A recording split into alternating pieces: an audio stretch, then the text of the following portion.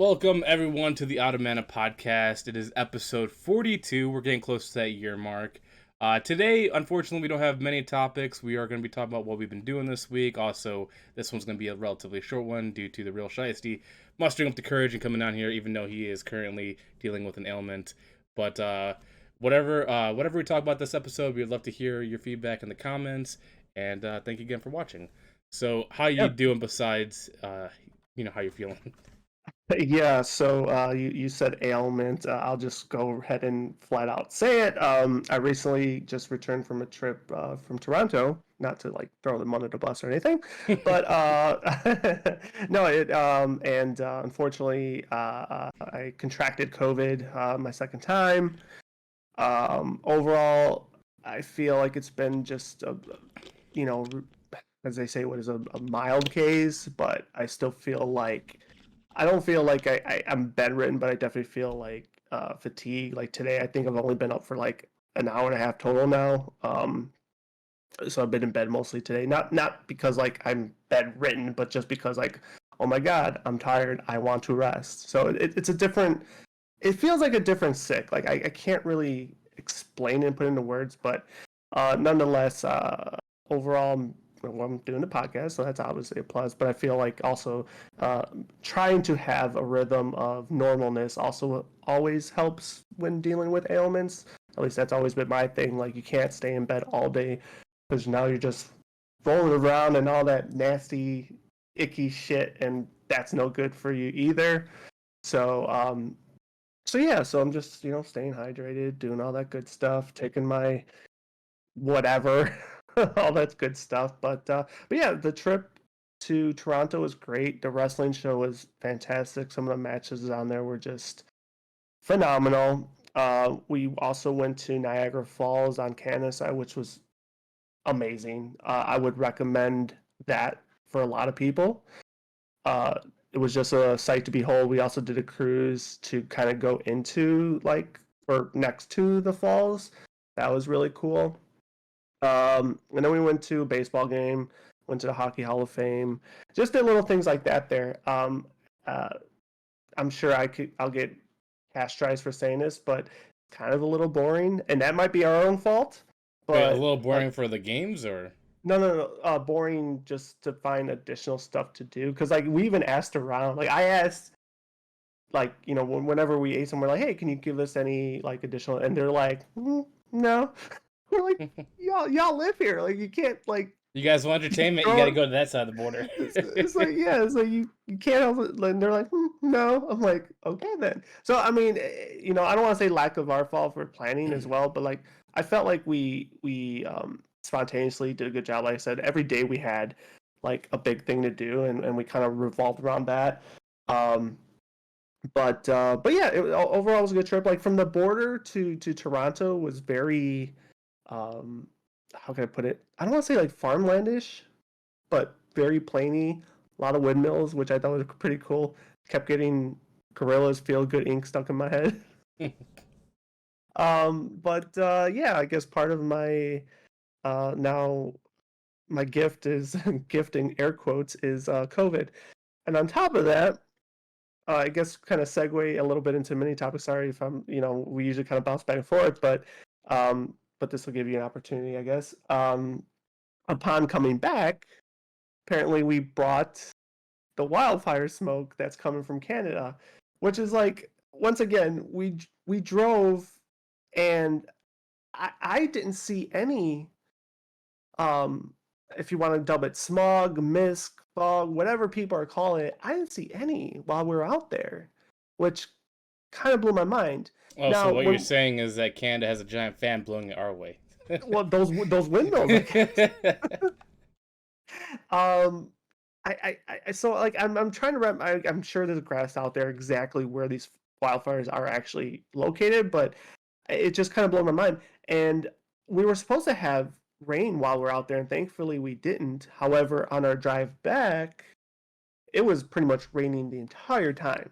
The was it entire was it time. like Sunday or Monday that happened? Our drive back was Yeah. Monday. Okay, yeah, Monday. because we got some freak storms here Sunday. I was hearing about that. So and it was coming down in buckets. Like like I don't want to say it was scary driving it, but it's always a little bit more scary when you're driving in territory you're not familiar with, you know. So it's like, yeah, it was. I was like, okay, well, bye bye wildfires, but I guess not because they're still going on and we're still the recipients of it, as well as other parts of the world now, not just New York, like we were talking about on a previous podcast. So with that said, I guess I'll let you piggyback on all that and then how your dealings with this have been. Well, what was it? Today's Thursday. I'm trying to think about when it fully came in. Was it like Monday or Tuesday that the I fog kind of came in? I actually got, believe it or not, I had someone text me on Wednesday because that was supposed to be my return to work day, and saying, "Hey, how's your asthma doing?" And I was actually pretty much totally oblivious to it because I was learning that I had COVID and I hadn't looked outside a window at all. And then I'm like, "Why are they asking this?" And I look out, I was like, "Holy shit!" Like it looked horrible. It Yeah. didn't look as bad as New York because New York looked more like hell versus ours looked like smoke, like Blizzard's marketing probably. went ham on that one. Yeah, yeah. So I was like, oh shit, like, and then I started looking at social media and like, yeah, and then they said it was the worst air quality in like forever, like. Mm. So I was like, oh well, that sucks. Like I'm dealing with COVID, and now the wildfire smoke's here. It's like the world wants me dead. Well, it was just um, funny because what was it, Tuesday or whenever it came in, it was thick and you could breathe it. But the following days when you got like that burnt smell, and I felt like I was like tasting barbecue all day. I'm like, oh, this is really, like a smoky barbecue taste. All right, we're gonna have a field day. wow. See, well, I have no reason to go out anyways because I'm sick. But I did get fresh air per se. It's not even fresh, but I was forced to this morning because unfortunately the fire alarms went off, so I had to evacuate. I didn't really smell it or taste it like you're saying, Oh, but it's much clearer today than it was it's like much two closer. days Okay, ago. Yeah, gotcha. Okay, that makes sense then. like it's But like yeah, so 60 or 80% better. Like it's yeah, much better. that's good. But the funny part is I don't know if this is connected, but when we were crossing the border back to America on Monday, we put down our windows, and immediately when we did, my friend, he's like, God damn, it smells like gunpowder. I'm like, well, welcome to America. But now in hindsight, I'm wondering if that was also the wildfire smoke. It probably was. It probably It has like was. the sulfur smell.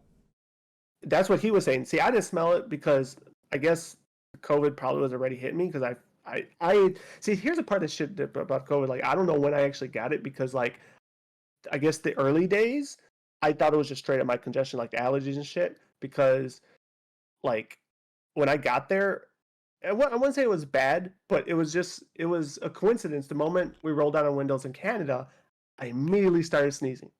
Like, achoo, achoo, achoo. I'm like, oh my God, I'm allergic to Canada. And then from that point on, like that day, like I'm not going to name the exact hotel we're at, but I don't think the hotel was all that great. And I mean, it was clean, but like I don't think their vents were that great, and they probably weren't well maintained because my allergies were flaring up in the hotel room. When we're outside it, I was fine again. But when I was in it, for whatever reason, I started flaring up again, which kind of sucked. Um, so anyway, that experience kind of sucked, and I just took antihistamines, and that was really the you know the extent of what I was dealing with. But obviously, coming here, totally different story. Um, but yeah, so the wildfire stuff is well, I guess it's still a problem. I don't know if it's gonna fully dissipate or if we're expecting another wave. Like I haven't been on wildfire smoke watch, but um, Actually, did they even like say how it started? Because I honestly all I heard was wildfire, and the next thing I know, New York's in hell. from my understanding, I'm not an aficionado on this or whatever. I can't even talk. But much like the redwoods in California, the trees themselves with the weather, they'll catch on fire Well, yeah, it's organically. because it's dry, and that's why people are always going Correct. for forestation or deforestation.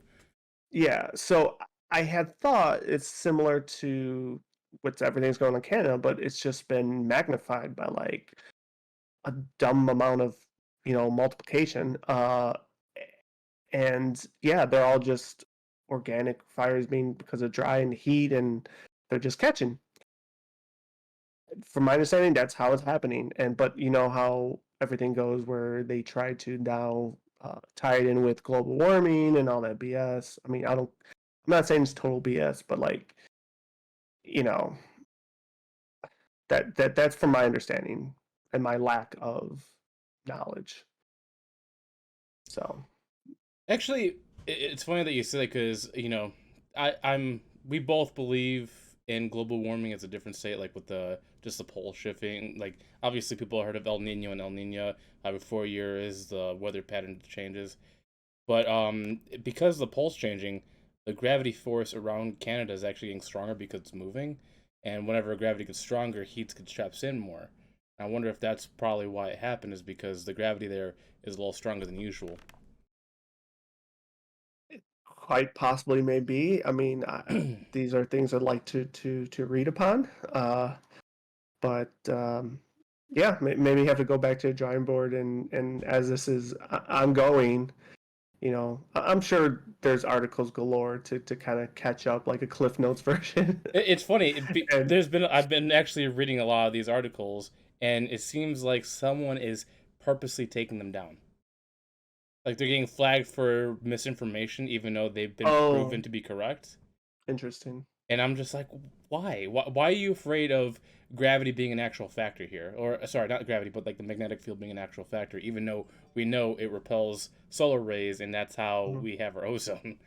But Yeah, for some reason, I guess factual science is now a no. yeah. I don't know. All I know is it is pretty shitty, right? I Yeah. mean, the fact that, we saw how it happened in New York just mere weeks ago, and now we're dealing with it. Thankfully, not as bad as they are, but um, it was clear as day if you looked out my window like even today I still can't see downtown out my window. Uh, so I mean that's just the visual part. Then there's the actual, yes, the air is fucked up part, and that's not good. That's not good for a lot of people, The myself included. the But one thing I'm surprised that the government hasn't said is wear mhm. masks, because this is the one times they should be promoting wearing masks. So it's funny. I know for New York they did. Uh, they can't really mandate it like they did with Oh, COVID. they shouldn't mandate, but they should Yeah, encourage it, because this is good the one time where a mask is more encouraged, because you don't want all that debris going into your lungs. for sure. I do know for a fact New York was doing that, and they actually explicitly said like, "Hey, if you still got those leftover COVID masks, put them on, put them to use." I I don't know whether or not they did that on our newscast. I don't watch the news, so I would like to hope. But if you're saying they didn't, then Well, that's kind I of didn't watch news 24/7. oh, okay. It's just Yeah, how's the weather, but I didn't hear anything about them. Like, this is the one time that I'm surprised they're not encouraging it. yeah. I think one thing would be like if you saw like just the shots of people that are still dare I say braving the elements. I wouldn't, but to see whether or not they were masking up or not, because I mean you'd be dumb not to, in my personal opinion. But Yeah, this is one of the scenarios where mask it up till it's clear and then take it off again. exactly. So, in a nutshell, that was kind of my trip. Now that I'm back, I now have an extended vacation, so to speak. Um, but to accompany me on my endeavor here, I do have the um, Final Fantasy. nice, yes, the roommate of Final Fantasy 16. So I haven't finished it yet, but I'm enjoying it thoroughly. I hate to say this, and it comes off as a negative, and dare I As in say with it the is. combat. No, it's not nothing to do with combat. I'm fine with the combat. I'm not going to talk about combat at all. Although to me, it still is very hack and slashy. But Lorath, aka Sid, Oh, is that the same voice actor? Because it's the same. It's I the thought it same was. voice. It's the same voice actor, and I'm like, kind of ruins it for me because I played Diablo 4 first. It's kind of funny And that you said that too, because when I after I beat Diablo 4 and I played that, I was like, sounds like Lorath. But I didn't, bother to look it up. But now that you're saying it's the same voice I actor, it makes so much I sense. I had to look it up because it was just too coincidental, and I'm like, God damn it! It sounds just like that guy from Diablo. I'm like, what was that guy's name? And then finally, I'm like, Lorath. Sounds like Lorath. Do a Google search. Sure enough, same guy. I'm like, kind of like, because now I'm playing the game and that's all I think of is Lorath, even though I know it's not him. It's Sid, but like, Dude, I am fine with him being in all the video games. I like his voice. he does have a distinct. No, he has a great distinct voice, but like, I guess because like how close the games were, and I Yeah. experienced Diablo 4 first, it's not making Sid unique to me. And that's the problem. Like, I agree, he has a fantastic voice, unique voice, the raspiness, But they both play it, the it same character. yeah, but the fact that like they're just too close, like it's nobody's fault except my own. But even then, I wouldn't have fucking known. And even if I did, it wouldn't have really detoured me. But like because of how it organically played out, I'm like, it kind of ruins it for me. So there's that. The other negative thing I'm gonna say is Clive's voice. Not his voice, but like I feel like once again the uniqueness. Like I feel like he's honing part Jon Snow and part Geralt Riven, or from The Witcher. I every time I hear him talk, it's like one of the two, Yeah, he and maybe switches that's up. yes, and I don't know if that's my fault or maybe if he was inspired by both, and they easily come through his voice. I don't know. Well, see, I think this is the important part of Clive. Well, not to get too far into spoilers because I'm Yeah, only well, to a well, certain part actually, of the let's game. let's let's avoid, huh? Well, I'm gonna keep it as brief without making spoilers. But I think the reason why you have two Well, different for versions of his voice is uh because of when you play him. Because when he's younger or when he's with certain people, he has a more softer voice. Versus during a certain part in time, he's got a more. He's trying to make it more like guttural, I guess. How do you say it? Like deeper. yeah, no, I'm with you, but uh, I haven't finished yet. Did you? First off, before we get answer for, have you finished it? No, I'm still working through. Okay, okay. So yeah, so we'll avoid all spoilers. I guess to kind of give some sort of placement as far as where I'm at versus you. I just I don't want to say just received, but I have 4 icon abilities. So just to put some sort of perspective without going too detailed. Um, I understand what you're saying. You're not wrong, but everything that I'm talking about is like his adult phase. Like it's not anything dealing with those eras, so to speak. So there's that, So and then my before to go back a little bit because I think I know what you're talking about.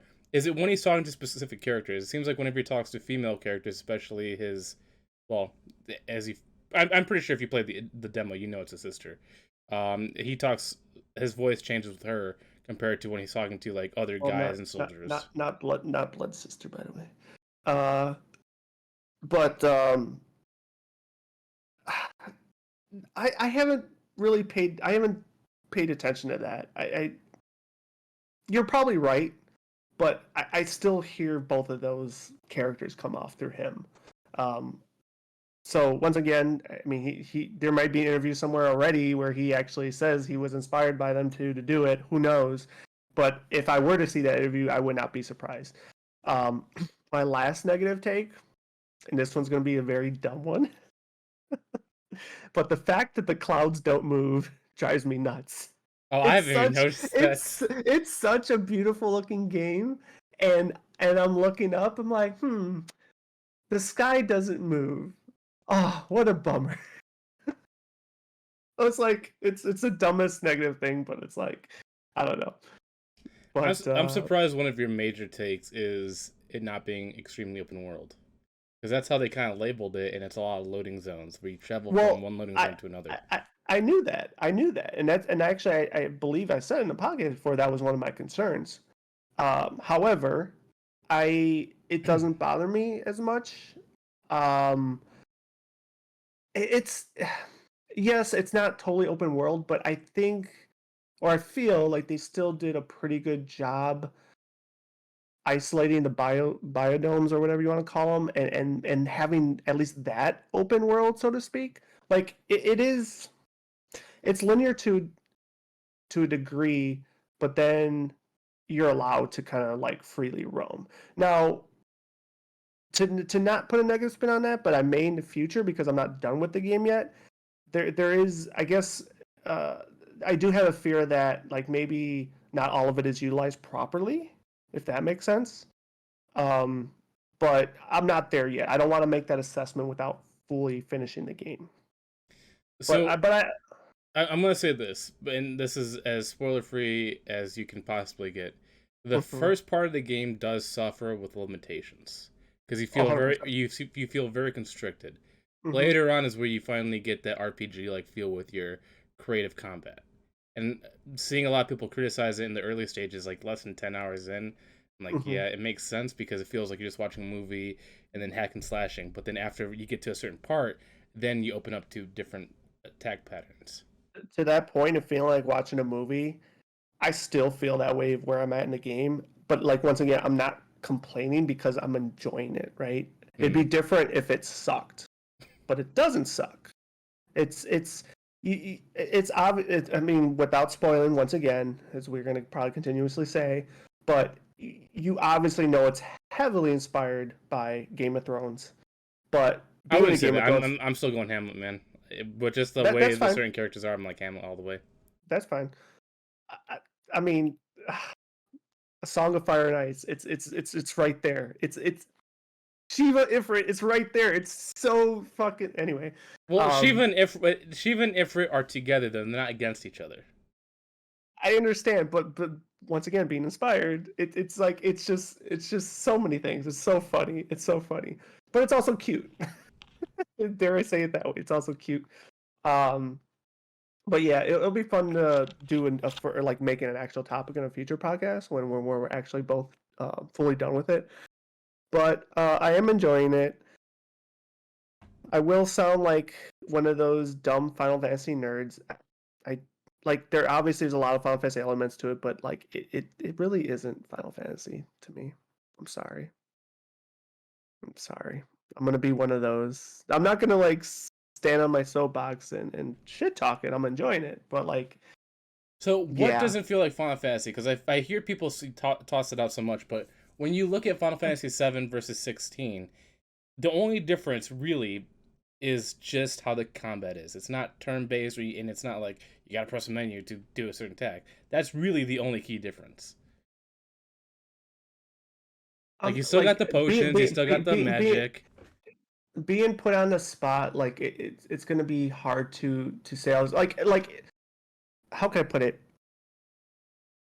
It feels, and I'm gonna use Game of Thrones again. I'm sorry, but it feels like it's a Game of Thrones game with Final Fantasy elements rather than a Final Fantasy game with Game of Thrones elements.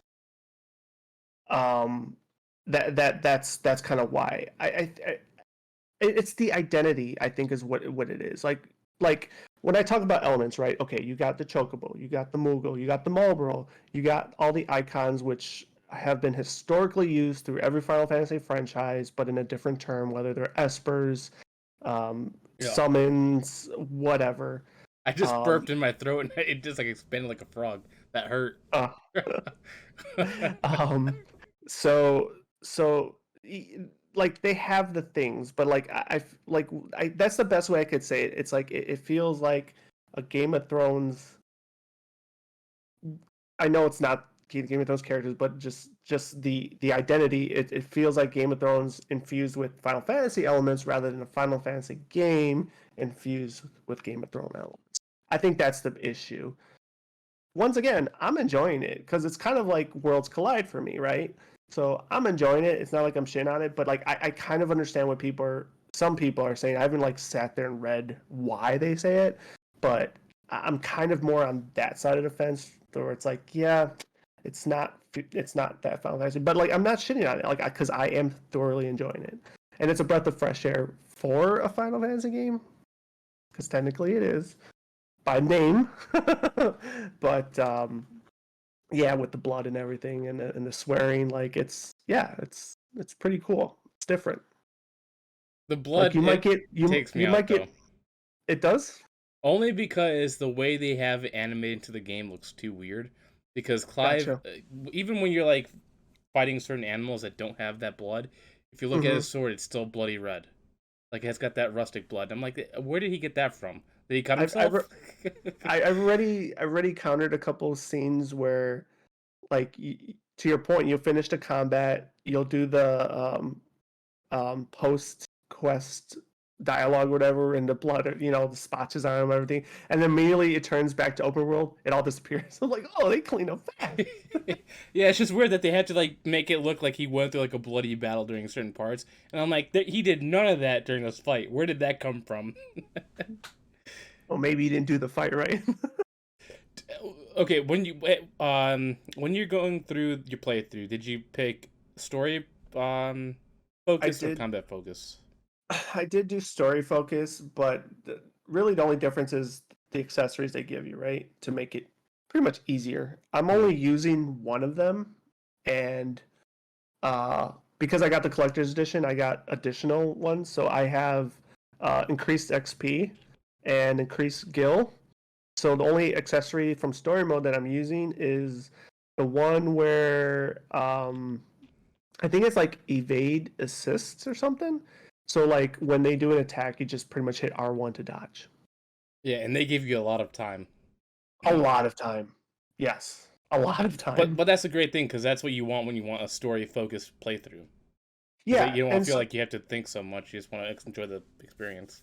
yeah. However, I will say where they do punish you is because they have the dodge one, right? They have the attack one, and then they have the continuous smash one, right? Those are like the three different cinematic ones. If you're like thinking or anticipating to do one, or if you accidentally hit one because you're just like immersed, if you do the wrong one, you will get punished. Yeah, So, and that almost makes me want to like hurry through the game even more because one of the trophies is you have to beat the game on Final Fantasy mode, and I don't know if you had to play it either through combat or if it automatically puts you in combat. But I'm like, if I'm playing it through on story mode, and I'm having such an easy time now, I'm like, I'm gonna get really punished now if I don't learn this dodge ability. true. But to counter your assessment though, I would say that's not entirely true because now you're learning their patterns, right?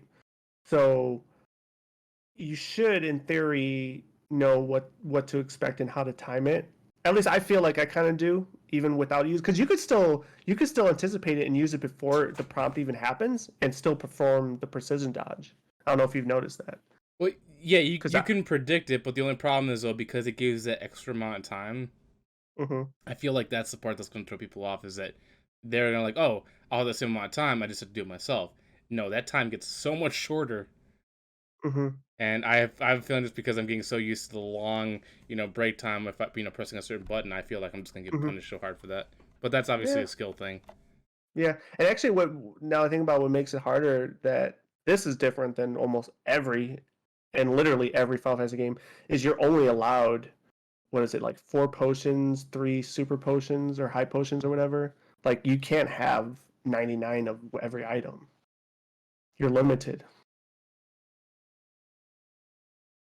I think if So that's so in true. theory, in battles, you could run out. And for whatever I reason, think you have to upgrade it. I think that's what you have to do.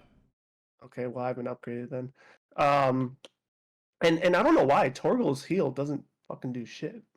No, his Kurag thing, whatever Kuraga, it sucks so bad. Like it doesn't work on It you. It works on does. him. It only works on him. But he doesn't. Does he even have HP? Like I don't get it. Yeah, Like he doesn't have HP, but you could see him cast it on himself, and I'm like, yo, me, me. So that's why, because I've never paid attention to that. I think that's another negative drawback is like the environments and stuff. They look so pretty that sometimes with the combat and just how, I mean, you could obviously slow down yourself as much as you want, but I feel like some of that beauty is missed when you're kind of going through the game. Like I try to slow down and like look around, um, but yeah, the other little tidbit I want to say, kind of falling off the rails a little bit, is I feel convinced that this game and 15 were being made at the same time, and that the workers were split when they were creating Final Fantasy 15 Versus because, I mean, you played 15. Do you not feel like a lot of these landscapes feel like they're part of 15? If you're Because talking I about like do. the jungles and like the village areas, yeah, but that's just because like Well, the texture look of the the whatever the buildings are. that's what I'm saying. I feel like they've recycled a lot of stuff, and Well, I I'm don't know if they curious to go on. recycle. They always have pre-made assets that they use as like a foundation point, and then they Well, just that's enhance. kind of similar to recycling. But that's every company does this. Like if you don't Yeah, recycle, if you don't like reuse assets you built, but then you're wasting time. That's really how it is. well, I've never played 8 and 9, so I wonder if 8 and 9 borrows a lot from 7. Because then that would like obviously prove your point a little bit, but I'm just saying like, well, obviously from 8-bit and 16-bit days they all look pretty much the same as well, but those are different times.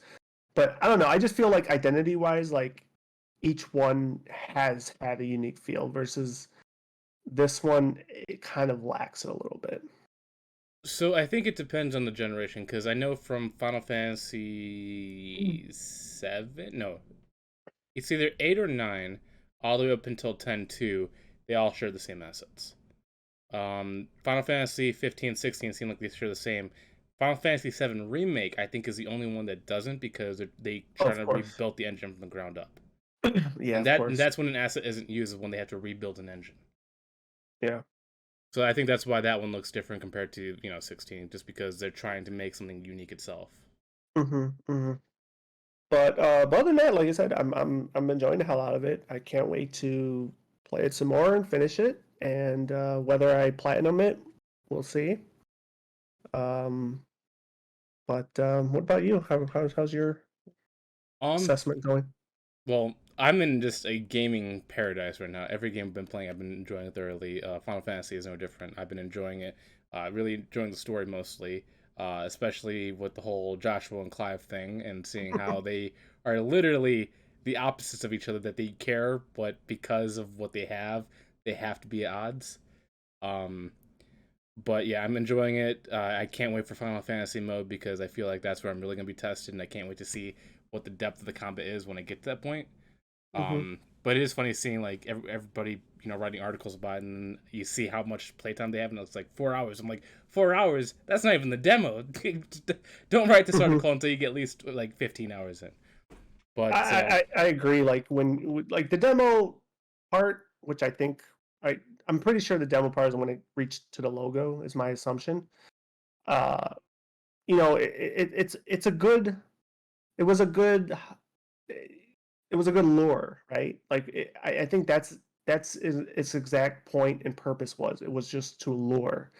But to your point, like after that point, when you give it another like handful of hours, like that's where you really like, okay, like I see where this is going. I see, I like what I see, yada yada yada. Like I think that's the further selling point, not that demo time.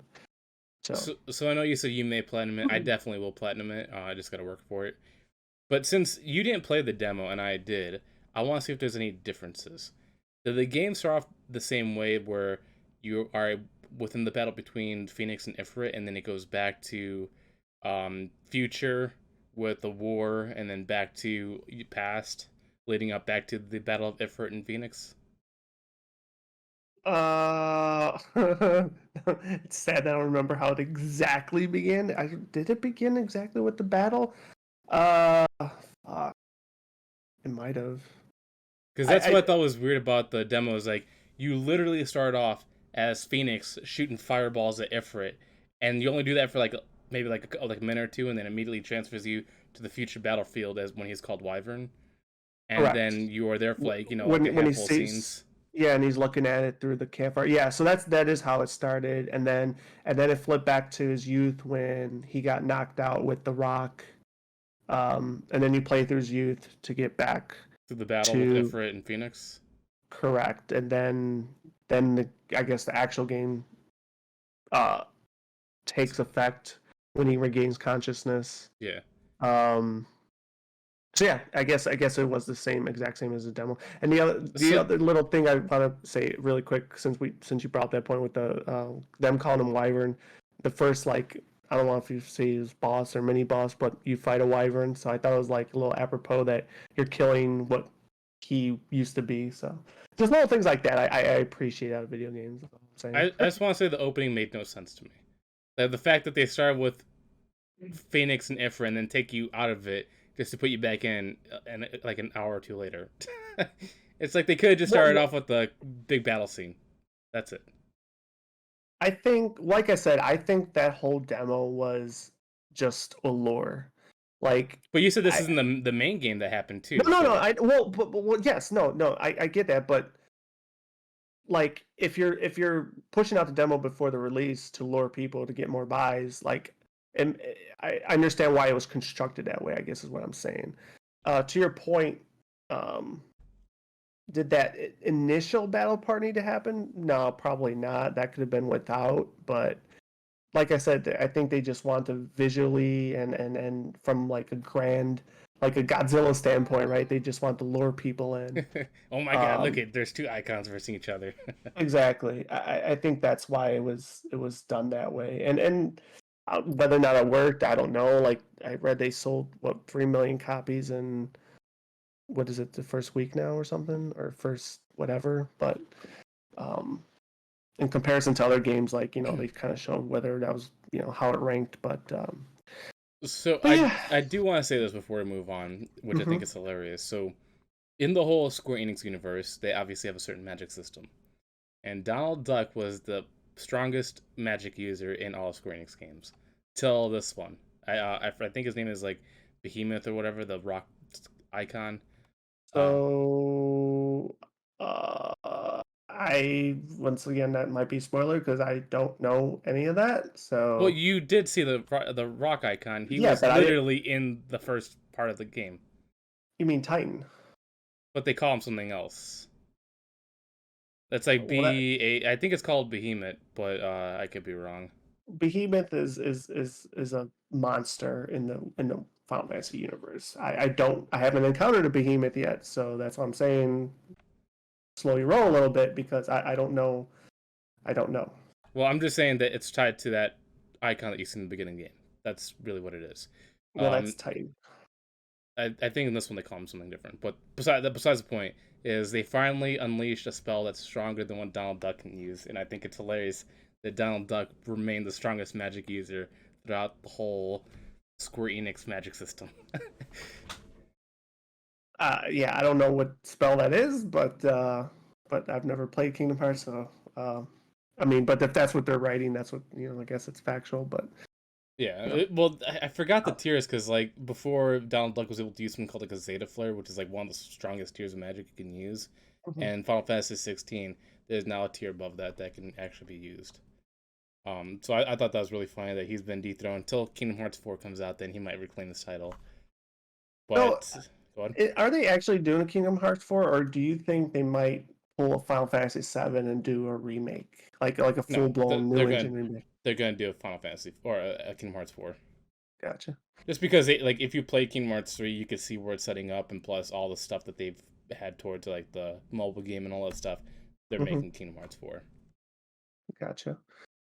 I will say that even as much as I'm enjoying Final Fantasy 16, I am removing it from Game of the Year contender.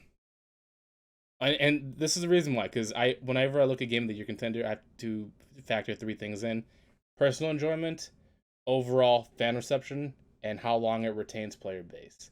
And overall viewership-wise, it's died down significantly. Zelda did the same thing, but oddly enough, Diablo has not retained it. It's increased its viewership and player base throughout its launch. So now Diablo is in the Game of the Year contender for me. Yeah, we'll see. I mean, I'm not finished with 16 unless something really blows my mind away. But I'm putting Zelda over it still, mainly because not similar to what you're saying, but like Game of the Year, right? It's a game, right? Zelda to me was a fantastic game, a player experience that never felt or went through ever like that. Like the whole custom thing was awesome. 16, although it's obviously a video game, but to me, I feel like I'm following a movie, I'm watching a movie. But once again, I'm not shitting on it because I'm enjoying the storyline. But the game part of it, it's not really there for me. So that's why I'm not saying I'm removing it from contention like you are. Remains to be seen. But I'm definitely putting at this time, even without being done, I'm putting Zelda over 16, hands down. So I can tell you my list right now because I always like to readjust this list just to Mm-hmm. obviously see if we're right or wrong. Mm-hmm. Hogwarts Legacy is still on the list. Diablo is now on the list. Zelda is really close to the bottom, and it really depends on three games: Spider-Man 2, Starfield, and God, what's that game coming out? There's another like RPG-ish game coming out in like October, and then Mortal Kombat. If those games can outbeat Zelda with like retention rate and viewers, then that's the new game of the year for me. Yep.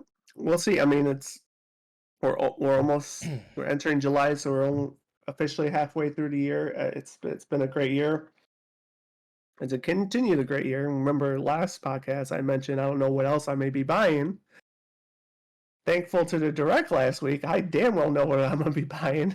And the fact that they're redoing Super Mario RPG, oh my fucking god. Oh my fucking god. Like, thank you so much, Squeenix. Thank you so much, Nintendo. I fucking can't wait. But do you know what's funny is what was it like 2 or 3 episodes ago? I was talking about Super Mario or Mario RPG, and then they came out with Mario RPG.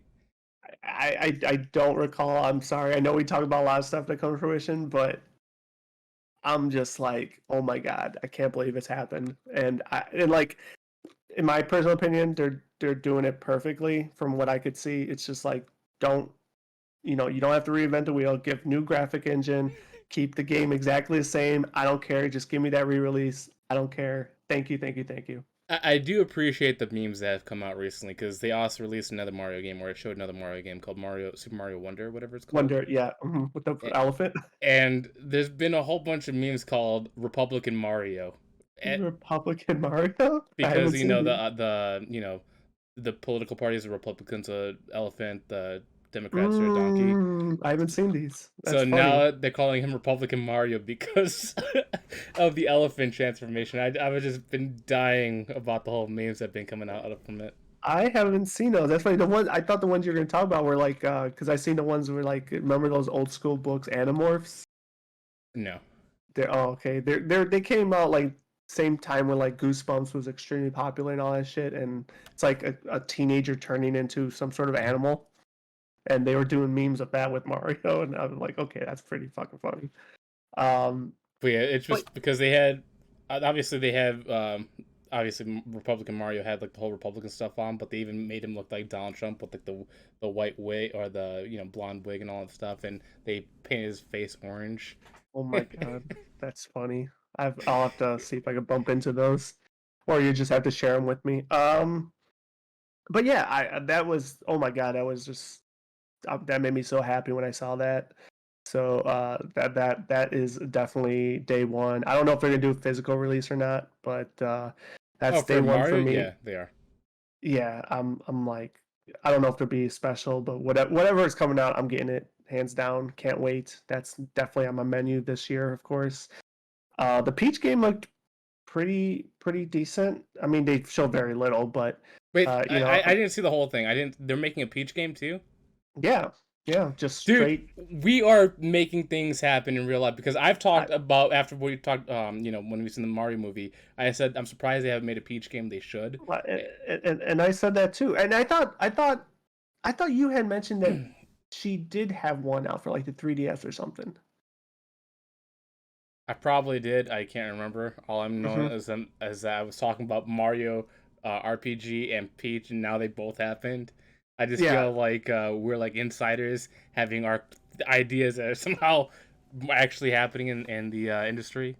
Oh yeah. Like I thought this was like well overdue. At least from like a like how can I put it?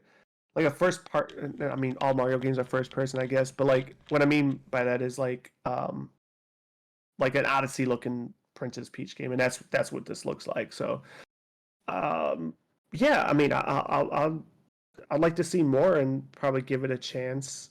What else came out during the direct? We mentioned the Mario Wonder, Obviously, Pikmin 4. Pikmin 4. Yeah, they unveiled like their new glow in the dark Pikmin or something like that, which is kind of cool. I'm putting this Uh, in the universe right now as you think because I already talked about the Peach game and talked about Mario RPG remake before this happened. I'm still calling in the near future that they're gonna make a Mario X Donkey Kong game where Donkey Kong actually gets powers like he does in the movie, and it's gonna be like a 4-player game, kind of like how the Super Mario U or whatever it was called.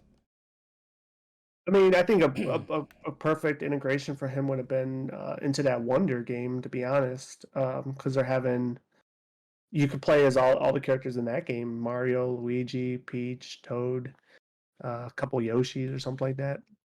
So they could have probably implemented them in there, but I mean, I'm not going to disagree with you. I think once again, Mario games tend to be good no matter what. I mean, I don't even play. I haven't played every single one of them that's been released, but they tend to be pretty good and enjoyable. I want me a new fucking like Donkey Kong World game. Like, give me the Donkey Kong Odyssey version. Like, that's what I want. When Because you say like Donkey Kong World, it's talking about Donkey Kong 64. yes. Okay, yeah, give me one of Yeah, those. yeah. Give me one of those. Like, I think we're due for one of those too. But Uh, I don't want it Odyssey based. I want it how it was in the old days, where you can actually play the different characters, like Diddy Kong. What Dixie Kong is her name? Cranky Dixie Kong and and Kitty. yeah. Probably not Cranky. I don't think he'd be played as Who's the big Cranky. guy? The one with like the blue Kitty, vest. Kitty, Oh yeah, Kitty, him. Kitty Kong, Kitty Kong. Yeah, yeah. No, for sure. Like give me Donkey Kong Country, but a more like 64 world type version. That would be fucking dope. That would be dope. Um, Still haven't heard nothing from Star Fox, Metroid. Who knows if it's still I'm gonna be honest. I think uh they can Star Fox. I don't think we're probably gonna see one for a very long time. we'll see. And the only That's reason very why is because out of all the Nintendo series and franchises, mhm. that one sold the least amount. Once again, probably factual, but still one of their IPs. MIA. It'll happen one day. Well, they really fucked it up when they started doing those stupid 64 versions where you do the Land Rover and God knows what else, or the they were on land combat with bazookas. Like I, that's not Star Fox. Just stick to fucking space. Just stick to space. I feel like after Perfect Dark came out, they tried made Star Fox the next Perfect Dark for Nintendo, Mm, like bad with the choice. shooting and all that stuff and the Yeah, driving. yeah. They shouldn't have done that. Um. So yeah, there's all that, and then there's the news that the next generation, I guess it's more or less leaked news, but certain people are linking that the next Switch is gonna how can I put it? It's gonna I can't I think maybe COVID brain is starting to set in. It's going to perform like PS4, Xbox One. So I guess we got that on the horizon. Like a PS4 and It, Xbox, so they're gonna still be 2 generations behind. that's basically what they're saying. I Uh, highly I don't if but that's what they're saying, I'm just but can the whole the system. but the best news is, and I've said this on the podcast. Finally, they're gonna let their library from whatever you bought on the Switch carry over to the next gen. Good because that's how everybody else is doing it. Exactly, and it's like about fucking time. So it's not gonna make me go out and start buying shit galore, but that is a step in the right direction for Nintendo. Well, Nintendo is known for having good steps and then they draw back because like if you look at GameCube versus Wii, like the follow up all GameCube games will be able to play it on the Wii. But for some reason, after the Wii U, they're like, "Nah, we can't do that anymore." I'm like, Yeah, "What? You lost the yeah, technology." yeah. I know. It's you're right. Nintendo's been notorious for cutting that connection almost every generation. They need to stop, and hopefully this is well. I mean, if the progression really is like a Switch to Switch Pro with everything, you know, as updated as it could be for Nintendo, then it's obviously makes sense. But that next generation, I guess, would be another turning point. Okay, well then will it carry over again? Um, we'll see. That's way, way in the future. But the fact that they're doing it, at least for this part, I think is a huge win. So Well, it's still. You said this isn't confirmed. This is just. no, that is I believe that is confirmed from Nintendo.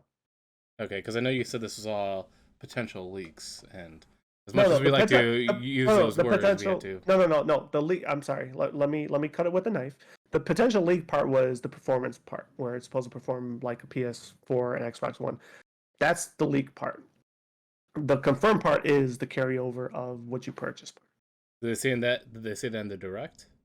No, this was coming from like a side article from like somebody from a Nintendo. I may have to dig it up, and I could share with you. But that if you want to still put in the leak column, fine. But If it's not from Nintendo itself, I always consider it speculation. It's not like from a director, but it's someone from like reputable with Nintendo, like a high up person. So I'm putting it as a confirmation. Okay. So But, before we move on from the games, sure. I do need to go back to Diablo 4. I know you gave up on it. Yep. I'm so glad I bought this game because I'm still enjoying this quite a bit. Good. And I can't wait to start my other characters because I'm still working through my main character, my softcore character. He's dude, I screwed up big time because I was playing the game like it was like a story based game. So during my playthrough, I went from 1 to 38 playing the story. I didn't realize that after you get to like Act 4, there's a massive jump in levels. And I was doing Act 5 and 6 at least 10 levels under what's recommended. Because like I think the Demons from Hell was like 45 and I'm over here fighting him at 30. And dude, because of that, I actually died twice. And I was so upset because I was trying to treat it like it was like a hardcore run. But because I was so immersed with the story, I forgot to check the area levels. And I was so upset with myself when I go down to hell and I'm like, okay, I'm gonna be able to, just rush through them like I did with everybody else. I got swarmed by a whole pack of demons and just got blitzed and taken out within a matter of seconds. I'm like, what just happened? And then as soon as I respawn, I press the map. I'm like, oh, that's right. That's why. They're level 45. I'm level 30. That's why I got blitzed. But somehow I powered my way through it and I beat Lilith in one shot. Didn't die after that. Yeah, she was a fun fight. Nothing. How can I put it? Surprisingly, not as difficult as some other bosses. Or not difficult. Her mechanics were more difficult than other bosses, but her damage wasn't as punishing as some bosses were, where they'll just like the ability wouldn't look like crap, but they would clap you, and it's like, what the fuck? Hers was like more mechanically sound, like, okay, move here, dodge this, dodge that. But still a pretty easy fight. There's only one boss fight, and I want to see if you agree with me, because I felt like every boss fight was just a dodge, dodge, and dodge. That's it. There wasn't really any mechanics.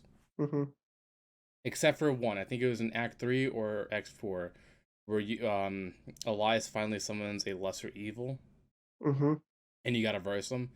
And every time they would move around, they would obviously shoot a whole bunch of crap at you that you had to dodge. But they would spawn these chain things that if you didn't kill them, they would lock you in place till you took them down. I do remember that boss. Although I don't remember it being that handcuffing where like I had to break the chains. I thought I would just like dodge out and then they kind of did nothing to me anymore. They must have changed it for me because she was spamming them. Like, it was poof, poof, poof all over the place. Like, if I dodged one or two, my dodge would, obviously still be on cooldown, and third one would get me. And I'm like, dude, she's spamming like 7 of these at a time. I can't get away from all of them. I do know like a lot of bosses when you get their HP pretty low, they start spamming their abilities more quicker. So it's kind of like your DPS burst should be. I mean, you want DPS burst early to get them down, but at the same time, you want to save it for the end so you avoid some of that shit. I do remember that boss you're talking about, but like I just don't remember that being an issue. The one, it still wasn't an issue for me, but the one that I told myself like, oh, on harder difficulty, this is probably gonna suck. There was a boss. I want to say it was probably earlier in the game where he would conjure up walls, but if you didn't defeat the walls, he would then cast ability which would explode all the walls, which did pretty much exploding damage. So if you had more walls up, the more damage it was going to do to your character. And I thought that was pretty scary. I was like, I mean, I still handle it fine, but knowing that mechanic. It's that the Obre monk guys, right? He gets possessed at the monastery and then he turns into like a demon himself.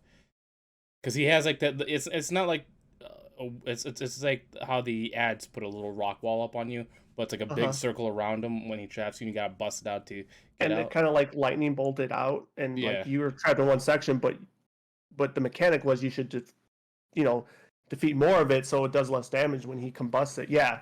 That one I thought was kind of scary because I was like, oh shit, like on a harder difficulty, if you don't do this and you don't have the right DPS, like you're probably gonna get one shot, and that would be a bad way to die.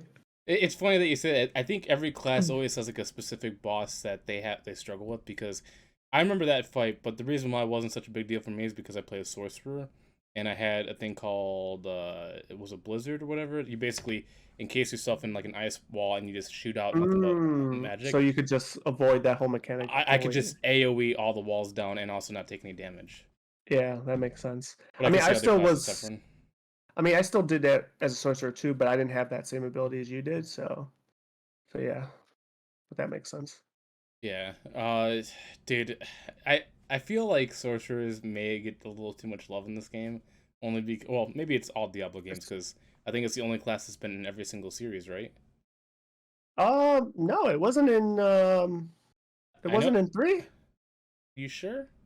I'm almost positive it wasn't, or unless it was called something else. I I'm not gonna disagree because I can't remember, but I swear it was in every single Diablo Mhm. game. Let's see, Diablo 3 classes. Because I know Necromancer was Uh, a DLC. There was a barbarian. There was a Barbarian, druid, shaman. Crusader, Demon Hunter, Monk, Necromancer, Witch Doctor, Wizard. So Wizard would be the sorcerer. Well, yeah, they just changed the name, but legit, Yeah, it's the yeah. same thing. Okay, yeah. So they had the Wizard. Yeah, I didn't play one in three. I played Demon Hunter in three. So I don't know if it played the same, similar, etc., etc. But I know I haven't played through all the characters yet, but I will say, just the overall balancing is just so beautiful with Sorcerer. Like, there's no one spec that's better than the other. Like, you can go ice, you can go fire, you can go lightning, or you can go all three, and they just pair so beautifully with each other. And so far, all the other classes I see from like videos or streamers, they only have like one or two particular things that they go for, and that's it. But Hmm. Sorcerer, it's like everything is extremely viable, and I'm so glad I picked it. Yeah, I haven't been following up. I know at the when I was still playing, I think the ice was, well, how can I put it? They said lightning to start, and then after 50 you switch to ice, and then that was kind of like the only viable. Um, but once again, I know there's been many patches even since I stopped for retuning, so Well, for that's the way it Sorcerer, should be. Ice is still considered kind of like the meta because there's a Hmm. particular build that just absolutely melts bosses because it Hmm. utilizes the stagger mechanic where you build a whole bunch of stagger on the boss and then you just unleash on them. Hmm. And that's what the Ice Sorcerer. But everything else is still really good. Like everything's viable with it. Yeah, and that's good. That's the way it's supposed to be. And that's um, you shouldn't be having to chase the meta. I know it's sit here and be like, yeah, fix your game, balance your game. Like I never understand how hard it is, but um, I can only assume it is very hard. So, but the fact that they got it right, that's awesome because that's what you want to see. You don't want to see, oh, this is the meta, it's the only thing you should be playing to be comparable. Like, no, I want to be lightning, I want to be ice, I want to be fire. You know. Yeah, I think that's the reason why I'm enjoying this game so much is because everything is usable and I don't know what it is. I even know it's basically just kind of. I know it's funny. Chris from 1 Hour One Decision is probably gonna hate this, but Mhm. the fact that you just simply go in and just mow down enemies, for some reason it's relaxing fun. Even though during certain parts you have to strategize a little bit, it's just Mhm. fun obliterating people.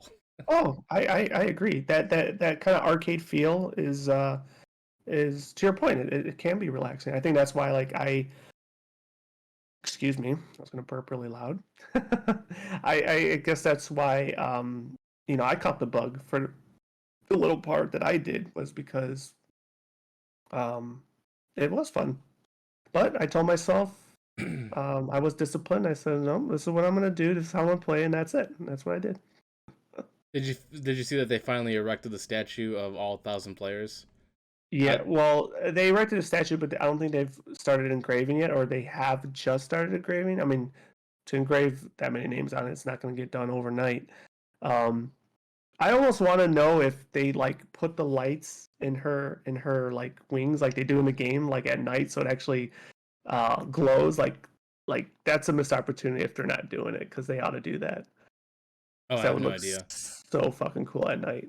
All I know is I seen the picture and I was like, or the picture of the statue, and I was like, that's really cool. Like they put a lot of effort into it. Oh yeah, for sure. Yeah, that's why I tried, but I failed. So moving on to one of the other games I was playing recently, because obviously I've been balancing between Final Fantasy 16, Diablo, Destiny. I picked up another game Crash. last week, Crash Team Rumble. Yeah, you I showed that one. I platinumed it finally, Okay. which I'm very proud because this is actually one of those games where it takes skill to platinum. Like it's not Mm, just like, oh, you beat this, beat that, whatever. mm-hmm. There's a lot of PvP challenges to this game. I Mm. beat it, but Nice. I was, as much as I said I was expecting something different as I was platinum the game. I start to enjoy it, but the Mm-hmm. only problem is this game fooled a lot of people, and because of that, the player base is so dead that all you see when you go in is mostly devs playing it. Like Really? there was a whole day where I was playing nothing with devs, like because devs whenever they play their game, they usually use like their game name plus underscore whatever they're called in the workplace. So all Mm-hmm. you'd see would be like CB underscore serve, CB underscore aqua, whatever. And I messaged them like, "Are you guys devs?" And they're like, "Yeah." I'm like, "What do you got? Are you guys testing? Is the player base down?" They're like, "Player base is down. We're just trying to fill in the gaps until it rises again." I'm like, "Damn, that sucks." Wow. And I'm like, and I asked them because I friended two of them because I was being nice and we partied up. Because I always have my criticisms. I'm like, listen, I really like your game.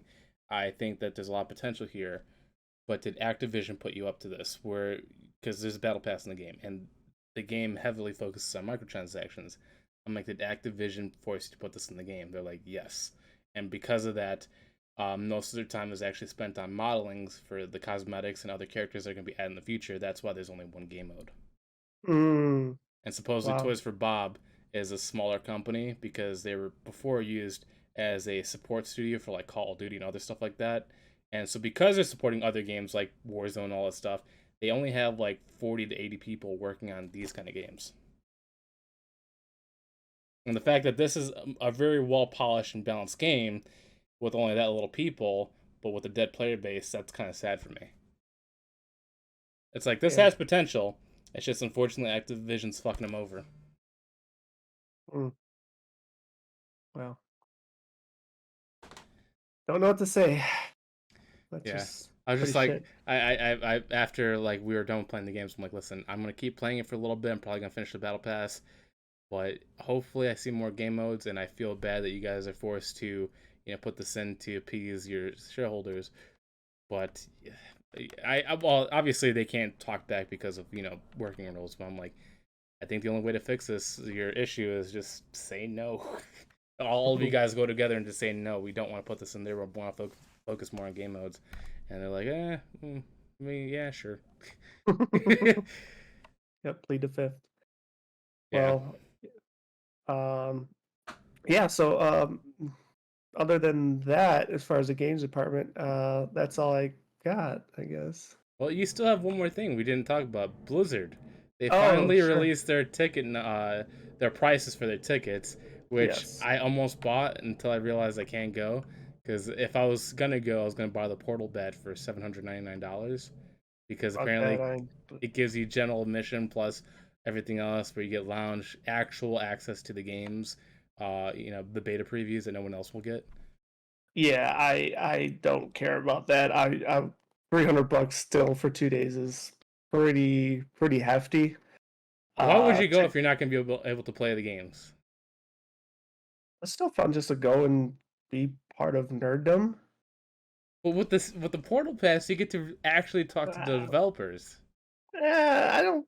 There's nothing I gotta say to them. You don't want to ask them questions, get to learn things about, 'em, make friends, eventually have them on your side. Not really, to be honest. No, that just doesn't really appeal to me. Um, I'm more in the camp like if you got nothing good to say, don't say anything at all. So it's like I got nothing to say.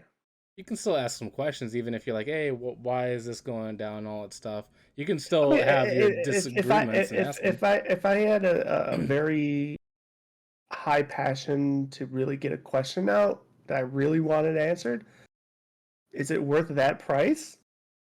I don't know. Maybe depends on that question, but I don't have any, so therefore no, absolutely not. No, the way you phrase is that you do. You just have no way to phrase it in a nice way. Because you said, yeah, Not if true. you have nothing nice to say, don't say it, and that shows that you are not in a happy place with World of Warcraft. uh that is, I don't want to say it's partially true. The funny thing is, and it might be because of this year, right? With all the different games I'm playing, but it's like being on console and being away from WoW has been, I won't say eye opening, but definitely brought the fresh air. And it's not like I don't miss WoW, but um, like that's why I had it on my stream. Like, how many expansions do you think are left? And I really feel like and I could be totally wrong, but I feel like they're coming to an end. Like I just do, and it's like the small signs are there, right? They're trying to maximize as much money as they can right now. They're giving away these mounts and shit through Amazon Prime, through Twitch drops, stuff that, depending on who you ask, some people are very happy for, because they're like, well, why make something unobtainable so no one else can enjoy? I kind of agree with that, but I also disagree with that. It's like, well, if you were there and you played it, like, um, you should be entitled to something, in my personal opinion. Like, you are someone that's been there for the ages, so to speak. So you got that, you earned it at that period of time. Therefore, it should remain unobtainable. So I feel like they're really capitalizing on a lot of things right now. Um, and I think there's a couple things on the horizon that still yet to come. And I feel like it's their way to kind of, in the long short term, as an oxymoron as that sounds, I think they probably see a conclusion on the horizon. I really do, I'm gonna disagree with you 100% because of and the that's money fine. they take in. Like, I Oh, I know. It really is. So to your point, World of Warcraft really is their cash cow for Blizzard. No, there's no and if buts about that. But if they really are creating something that they haven't released yet, World of Warcraft 2. it could be. It could very well be. And that's my point. If they are creating something, even if it is World of Warcraft 2, which in reality is their safest bet, let's be honest, that would be their safest bet. I just think that it may be on the end soon. I really do. But we'll see. I mean, but by end, I'm talking about it's still probably going to take about 6 years. That's what I'm saying. That's why I said oxymoron, short, long term plan. I just, that's kind of what I think. But I could be totally wrong. This could go another fucking 20 years, which is fucking mind blowing. But we'll see. Yeah, I still feel like they got a lot in reserve. It's just obviously with the Xbox Activision deal, I think there's Mm-hmm. obviously a lot of things. Plus the whole what's his name, the Bobby dude, and them Mm-hmm. forcing microtransactions. I think that's why you're seeing the Mm-hmm. dips in people. Mm-hmm. But I feel like once they get sorted out into the right place, they'll grow back again. I think that the other issue is, like, Dragonfly has been well receptive, but yet I don't think it's gotten anywhere near the extra subscriptions they thought it was going to get. I think they're still even having a hard time retaining those that they already have, and that's the issue. From what I heard from players, is that this one is much better than Shadowlands due to retention. But I think they have to go through Burning Crusade before they get Wrath of the Lich King. Like Burning Crusade was that one that kind of got people like, oh, okay, we'll keep playing, and then Mm-hmm. Wrath of the Lich King dropped, and like, oh, okay, now everybody jumps in. I think Mm-hmm. Dragonfly is that Burning Crusade moment where it's like they're making things better. People are actually playing more than just season one, and Mm-hmm. then after that, they'll probably release something huge for the next expansion, causing the subscription price to pop up again, or subscription number to pop up again. We'll see. I mean, not that I wouldn't want that. Of course I would, but And the only reason why I say time this is will tell. because obviously I still watch MDI, I still watch the arenas and all that stuff, and I still watch the streams. Um, World of Warcraft is now investing in public MDI, where they're looking for more teams besides obviously the top guilds to get their name out there and practice more. And I think recently they just tweeted out there's going to be like a participation MDI tournament where all these new groups will participate, and the top eight will actually go into the real MDI versus these top guilds, and then compete and cycle in and out to see where their rankings are. I think that's pretty cool, and I think that's a sign of a healthier community base than what they had before. Yeah. Because before, like getting into like any kind of high end game tournament like that was extremely gatekept by the top end guilds, and now they're opening that up. Like with this, what are they called? The invitationals that they have, or no? Hmm. What do they call them? They have a different name for No, them. but no, I think they do have them called it as invitationals or something like that. But I think to your point, I think like this might sound weird, but like you could have MDI professionals, right, with your top end guilds, and you could still have like, dare I call it, an amateur. Yeah, like the Um, AM or the AAA division, whatever. yeah, but you still have cash prizes. You get hugs that band together, like mercenaries band together to try to push as high as you can, but yet there's still a pot at the end for you know for people to win. I think that's fantastic. Not every like, and that's the thing that makes, I guess, is another thing that's so accommodating with the game too. Now that I think about it, is like you got your mythic pushing, and you got these guys that treat it like a full-time job, if not a part-time job minimum, and that's fine. Like you got that luxury in the world, and you could do that. Bless you, but um, not everybody can. And if you could cater to those that do LFR or just want to pug, and let me throw this caveat out there, and is not toxic, you could coexist, then why not have a little something for those people to kind of band together and experience something that they wouldn't experience otherwise because of whatever circumstance. I think that's a great move if that's what they're if that is actually what they're trying. I mean, that's not exactly what they're trying, but I see what you're talking about. Like Yeah, they they're, can they're integrate them letting in. Yeah, actual static groups at least have a chance to shine compared like yeah. pugging you'll never shine unless if you get a steady group that you're going to constantly practice with. Let's be honest, that's how it is. Um, I'd still disagree with that assessment. You're not gonna get to that pinnacle where they're at. Of course, like you're not gonna be pushing plus 35s. Of course Yes, not. but But that's what the but competition is. That's why you need a static. no, no, no. I Like you can understand pug your that. way to find a static group, but it's for these lesser known static groups to finally get some recognition. That's why they're putting it out there. What I'm saying is, if you could cater to those that aren't pushing those, and they're, let's say you're having pug groups that are struggling with plus 22s. I think that there's a forum for that too. Yeah, it's called streaming. Well, I'm just saying, even if you threw a prize of like 10% of the value, 5% of the value, whatever it is of what the pros are getting, and you just have pugs. If they were gonna do that, they should. If they were to make a pug thing, it has to be. What was that thing that you participated in? The name of that? Oh, that the game show.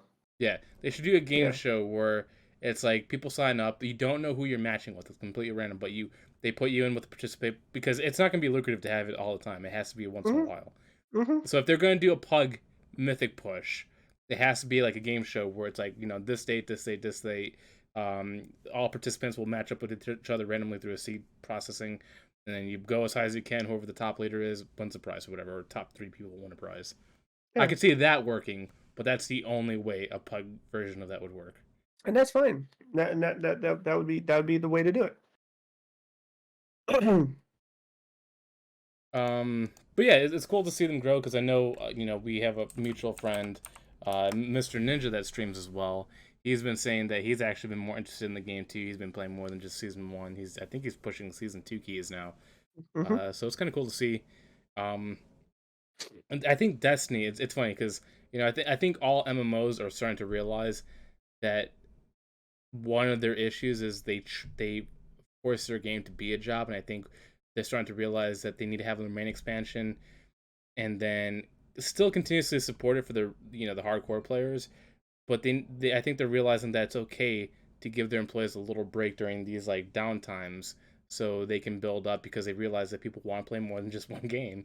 And I think that's why World of Warcraft and Destiny are finally starting to be like, okay, we're going to release these um, time limited game modes. We'll put it out there. Then there'll be nothing for like a month or two. Then we'll bring it back again.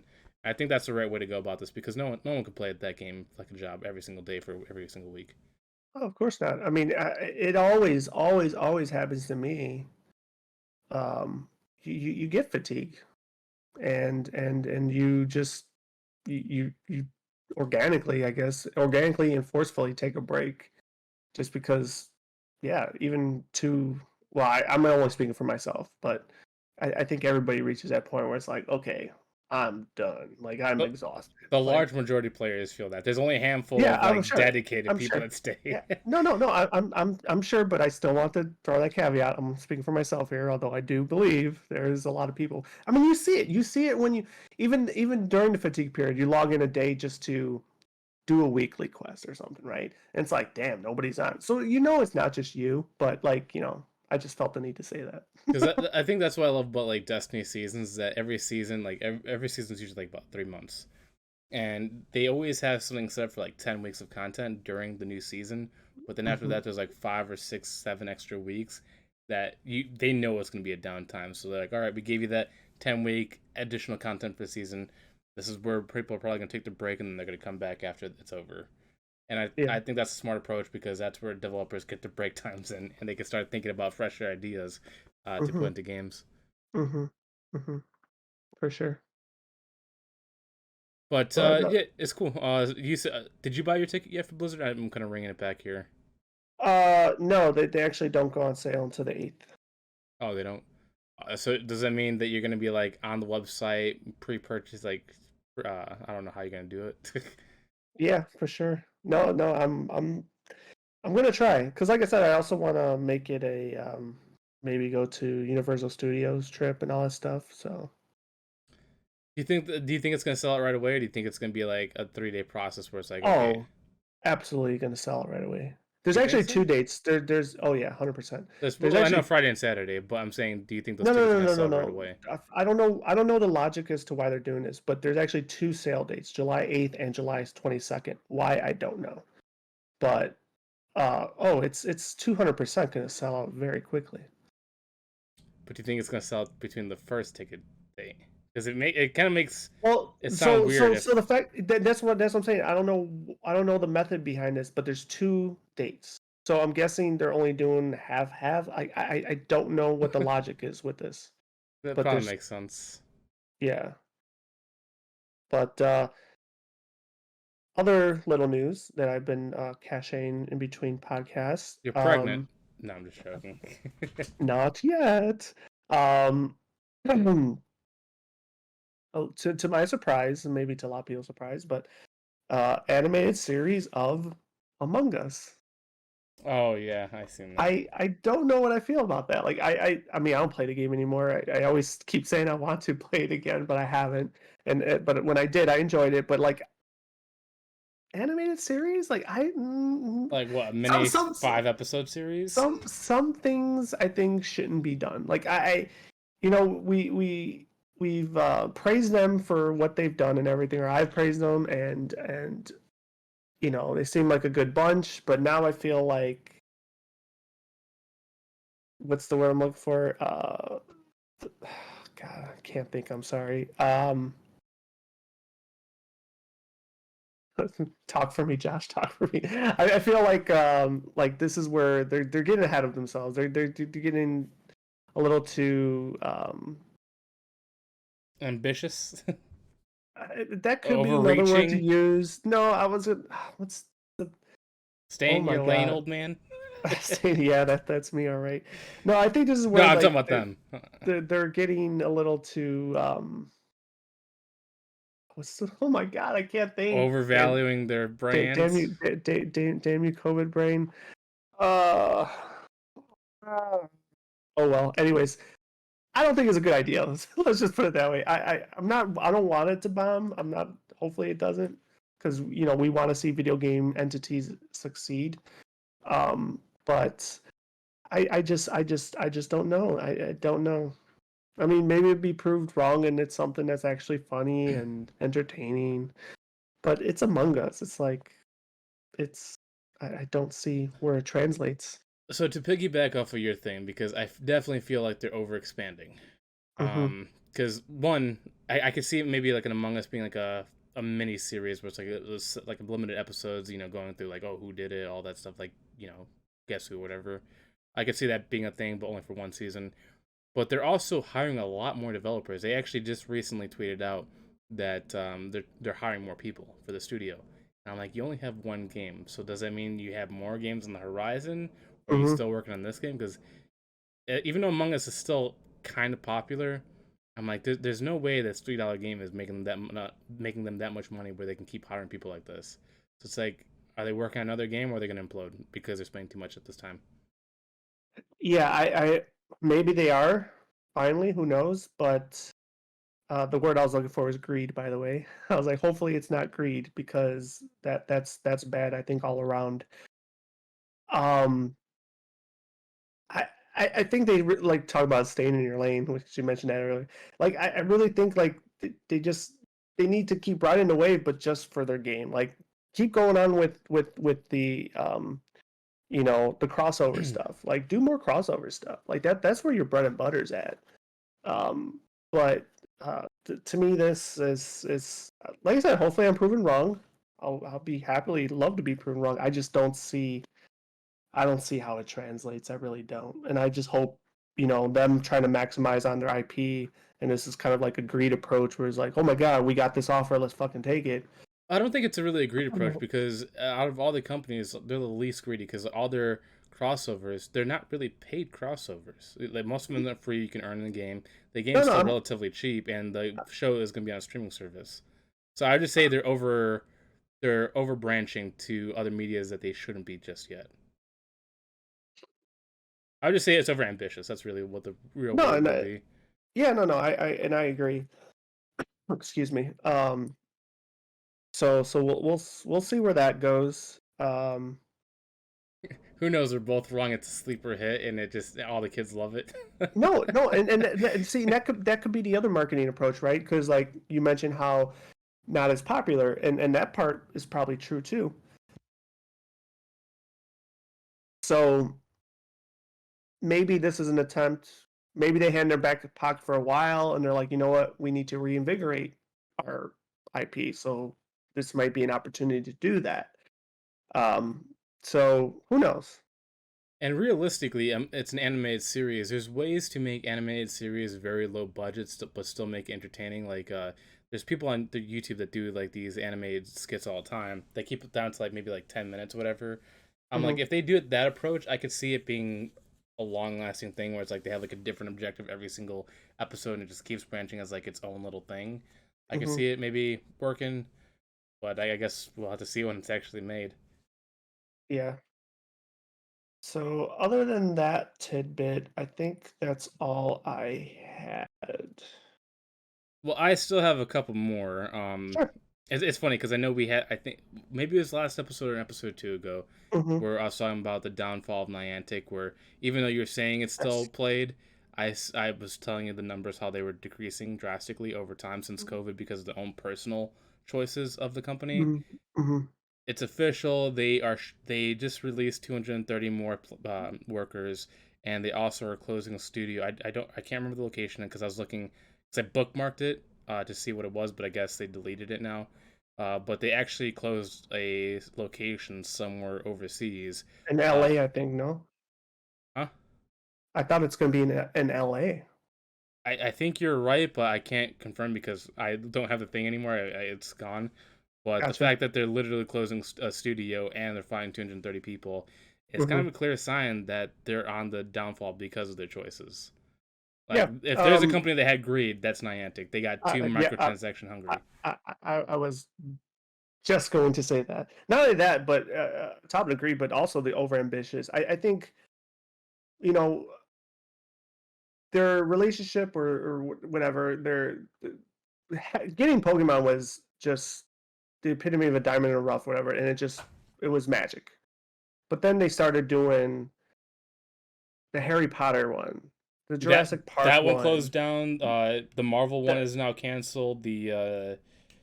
they were supposed to do one with Pikmin. I don't know if that one's still happening or if it even came out or was in beta or whatever.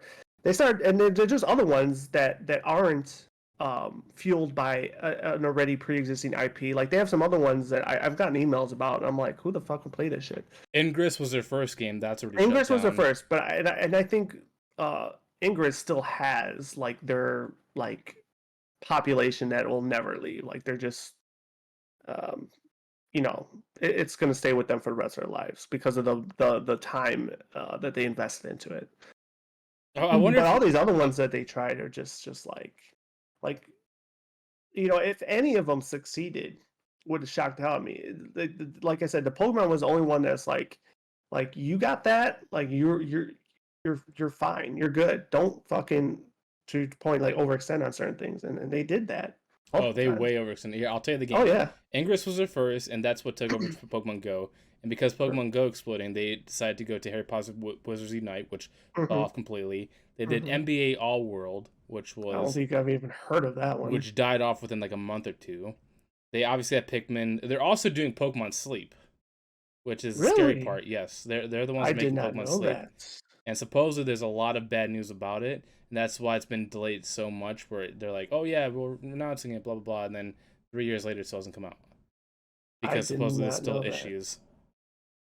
Interesting. But then even like the Marvel World Heroes that they were hyping up, they're like, oh, it's gonna be the next big thing, and they were Mm-hmm. working with Disney and getting money. It's officially canceled.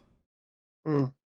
So it's like they because of Pokemon Go, their head blew up too big and they thought they could do all these things.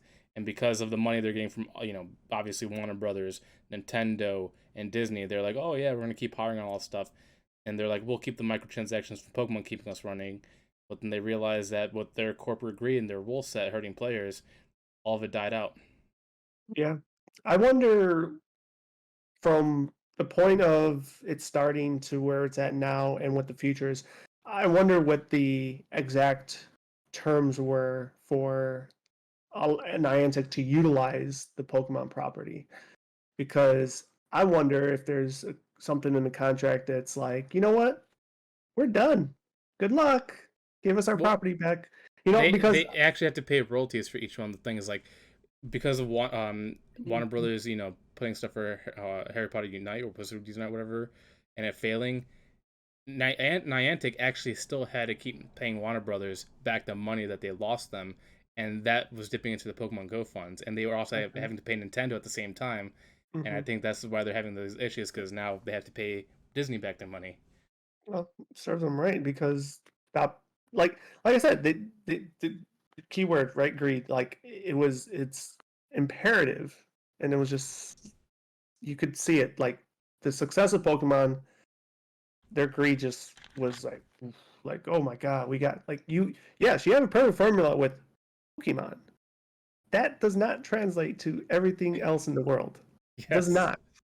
Does not. Like that. Like I almost wish I could work there to fucking tell them that at that time. Like, or maybe people did. I'm sure people did. Oh, a lot of people. Well, Oh this is god, why a lot of like people I'm got sure. laid off too because they're Yeah, being vocal about you it. know, yeah, like, but that's what greed does. It makes you blind too, right? Well, not only that, Um, they're fighting their own users on how the company was going to work. Because like yeah, like from but 2019 to 2021, there was a mhm, huge community response towards Niantic and all these changes, and Niantic's like, we're not going to change for you, and all those players left.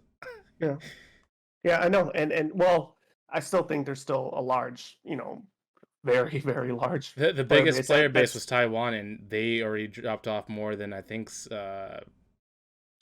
it's over 50% at this point. Like the biggest guy was it God, I can't remember his name.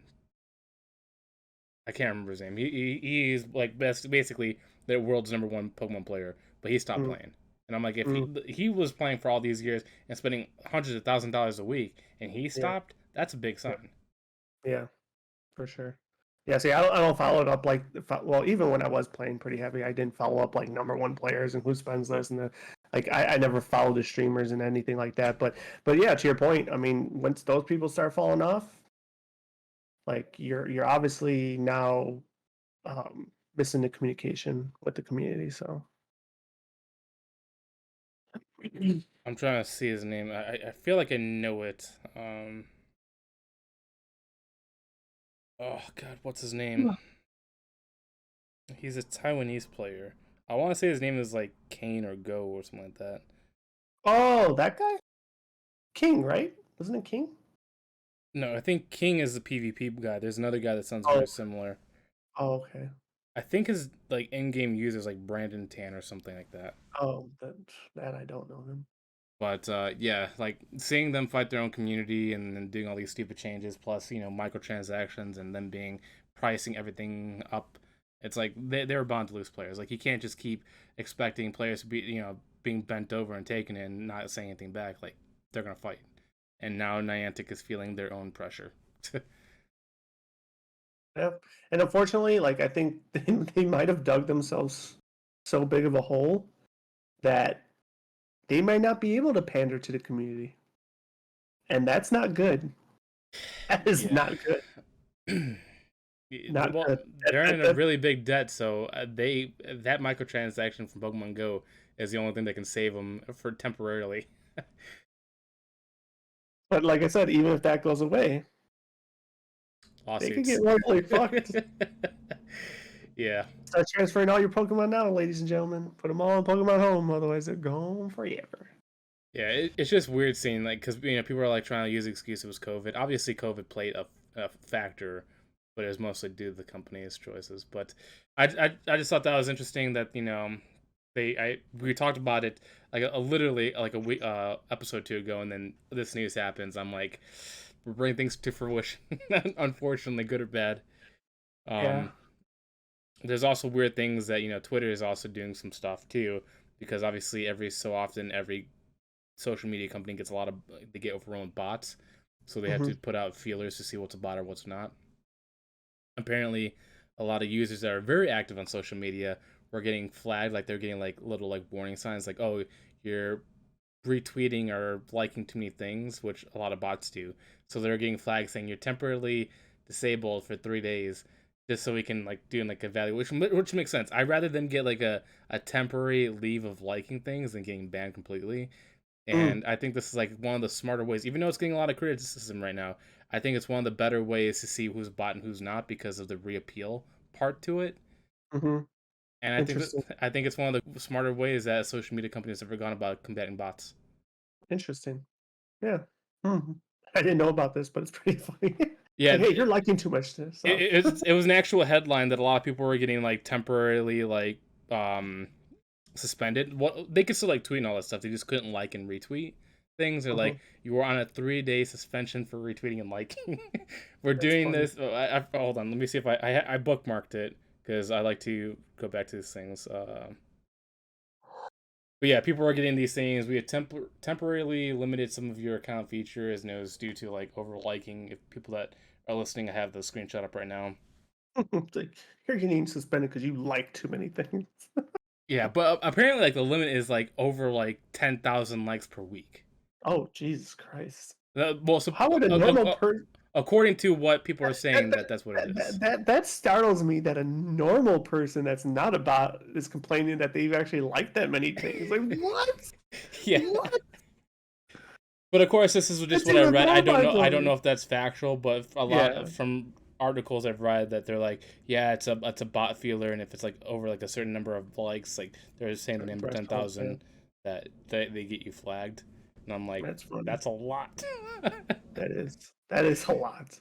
And Jesus, that's in the course of just 7 days. I know. I know. That's nuts. But some That's people live on social media. Like I guess if you're that's like a true. social media manager and it's your job, maybe it makes sense. Yeah, that's true. But that's the only thing that makes somewhat feasible sense. Yeah, even then, holy crap, man. But yeah, this week was relatively short, unfortunately, because of personal things I've been doing. You've been traveling. We didn't get really a chance to get too many topics, except for like playing the games we like, and then also Mm-hmm. these little tidbits that popped up. Mm-hmm. Let's see. Was there anything else? Oh, I guess I forgot to mention because one of the things I did bookmark is World of Warcraft. They are officially making a hardcore server. I was debating on bringing that up, but I saw it after we're done with our Warcraft topic, but since you brought it up, I guess we'll talk about it. I'm excited. I'm going to do it. So Uh, is it gonna be like a one and done? You make one character, you go as far as you can, and you're done.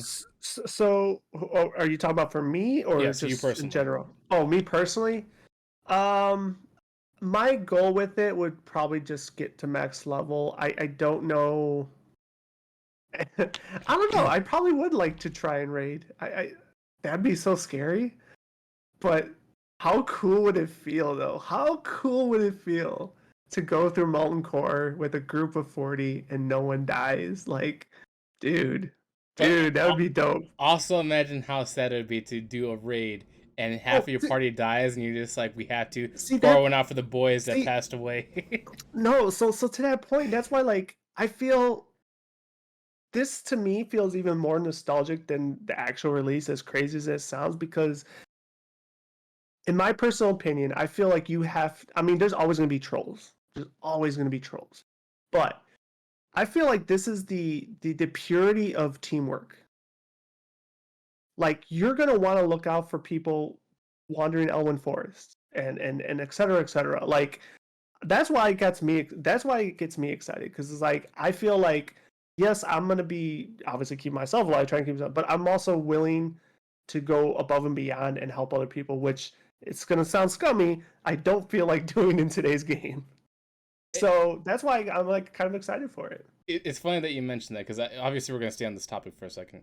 But Hmm. in Diablo, a lot of times I forget that there's other people in the realm with you. Hmm. I've killed over 30 people by accidentally running away from mobs, and they're AFK out there, and I bring the Yeah, mobs to them, and then yeah. my brain registers, oh crap, that's a player. I try to go back, and by the time I get back, they're already dead. I'm like, I'm so sorry, I didn't mean to. I'm like, but you shouldn't have AFK'd in the combat zone. Yeah, yeah. But I think like in a hardcore realm, people be more cognizant not to do that. But exactly like those are the things, right? Or you're gonna go into the quest area, you may be done with your quest, you're leaving, but you see a couple of new people walk up, and you're like, you know what? Let me help you all out. That's the camaraderie that made World of Warcraft World of Warcraft, and I'm actually looking forward to that. Dude, the people that Um, RP the game normally are gonna have a field day with this because this is where RP truly shines in hardcore mode. mhm. And also hearing the details of how PvP is gonna work, it's gonna Yes, create legends because yes, uh, th- normal PvP is disbanded or disabled. You can't do it, and there's only correct, certain zones where combat is allowed as long as it's accepted. And correct. imagine like a player having like 100 kill spree in the game and hardcore mode. They're gonna be a legend all over. And it's the epitome of duel for deletion. Like Yeah. you die, you're dead. The other thing I actually really like and I enjoy, and I think I don't. Well, yeah, I think this is a unique concept because I don't think the private realms are doing this. Is if you do die, I'll say it like that. If you do die, you could actually stay on that realm as a ghost for Oh, as long as really? you want. Yes. And you could still talk to those that are still alive to kind of, I don't know what you would really do to help them. Oh, But like maybe they venture ahead as it goes. Well, hey, there's these kind of ads up there, even though pretty much everybody knows. But yeah, yeah. But yeah, so that I thought that was like super cool. You could stay on that realm as a ghost and still communicate. Or or yeah, it's that or you could then finally transfer that same character at the level you died in and put him onto a regular realm. oh, so kind of like So how Diablo is, where it's like after a certain season you go to the Eternal Realm or whatever. I'm not too sure how Diablo does it, but sure. But I thought that was a pretty cool caveat. Um, yeah, so I'm excited for it to be. I mean, I know like it's like, oh, you could have been doing this by yourself on a private. I'm like, yeah, but call me stupid, but if it's not officially done by that company, like I don't really care. Now that it is official, yes, they are biting on the concept. I don't care. Um, we'll see how it goes. I'm excited for it. I'm going to try it. I feel like for the mass public, it's not going to succeed because a lot of people don't like to die. But I feel like for those people that have been from day one till now, this nonstop RPing, this will be one of the things that make them feel like they're appreciated. And that's just my opinion. That's just my opinion because I feel like hardcore is more for RP players because like who plays hardcore and enjoys it unless it's for a challenge or for the mental, you know, position of oh I want to treat this like it's real life. If I die in real life. Oh God, yeah. I mean, for me, it's more of the challenge, but I understand. I mean, I've never RP'd, but I understand. Um, how can I put it? The renown you get, or for I guess reaching that state. And I think that kind of comes with the territory. I mean, because even if that's not what you're seeking, that's going to be inherited, right? Like, oh my Mhm. God, there's a level 60 on this. Like holy shit. Um, yeah, I'm gonna try it, and probably just like Diablo. If I die, then that's it. But if I don't and I get max level, then we'll see what happens. Oh, so if you die, you're calling it. I thought you're gonna Oh yeah. get to max level Oh even if you die a couple times. no, unless I die stupid early, then I'm probably. So here's the other part that part of the rules per se with this realm. I don't know how many realms there's going to be, but supposedly you only get one shot. Like you can't re-roll another character. Is my other understanding, which I think is a little weird because But it's like, you oh, can't so make another one. I thought that's I thought that's what I on that realm. That would make So no so I sense. thought that's what I read. I thought that's what I read. But like I said, I don't know how many realms are going to be. So hypothetically, if there's 10 hardcore realms, you could only try it once on each realm.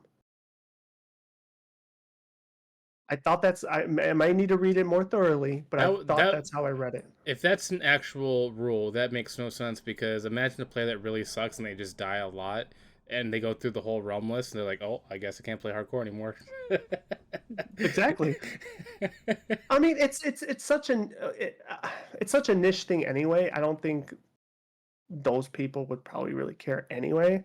Well, I mean, if they But want to get into it and they just unfortunately this is their testing grounds and then they die because they're trying to get into it and they get locked out well, because they they're, die so well, many well, the times. testing ground should be a regular non-hardcore realm first, in my opinion. But just like how you're doing Diablo, I guess.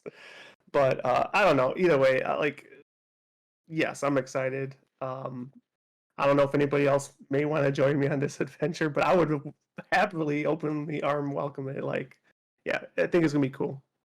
I wouldn't, but you quit too easy. I quit too easily. Yeah, if you're saying I die and I'm done, I'm good on that. Oh yeah, yeah. Well, I mean, well, in this case, that might be forced because if it's only one per realm, then it's not like it's not like I can try again. I feel like that's I feel like whatever you read is a made up thing because I feel like Blizzard would never do such a stupid rule like that. Maybe I did read it wrong.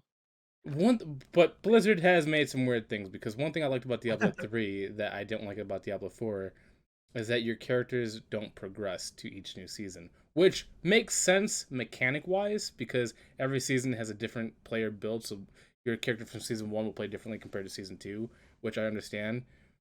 But it was cool seeing in Diablo 3, or at least the early days, where one character through this like a couple seasons would still progress, and then you could see one person playing their character for 7 months on a hardcore run and never dying. That was cool to see. Now you're only limited to one season, and they have to restart again no matter what you do, and that's kind of like it takes you out of that whole oh well he's not continuing. I know I read that what you said before too, but I thought they changed their stance on that. Nope. After No. the season that you like, so your character is still in hardcore realm, but it gets Mm-hmm. moved to the eternal realm. It no longer goes to season 2 realm. So you have to re-roll a whole new character So in season two. if you want to participate with season 2 buffs, you have to re-roll a new one. But if you don't care Wow. about participating in season 2 or beyond, then your old school hardcore character goes into the eternal realm, which you can still play. It just won't But get just you those. don't partake in season two. Yeah, Wow, interesting. yeah. So you still get to keep your character. It See, just doesn't participate in that. now that makes me even more happier that I'm not playing because that like you've already invested. I mean, some people like just like okay, just going back to WoW. Some people like rolling multiple characters and leveling multiple characters. That's not me. Bless them, not me. That's kind of similar fashion I see with Diablo. It's like, oh well, make another character. No, I already did that. But, not the game I'm playing anyway. So Yeah. So when I heard that your character doesn't progress his seasons, that it just gets put into the Eternal Realm, I was like, oh, that kind of sucks because then it takes away that that how do you say it? That connected feeling to someone that when they're trying to progress and keep pushing through the hmm seasons, that's all gone now because they have to literally start over every single time if they want to participate in the season. yeah, that is dumb.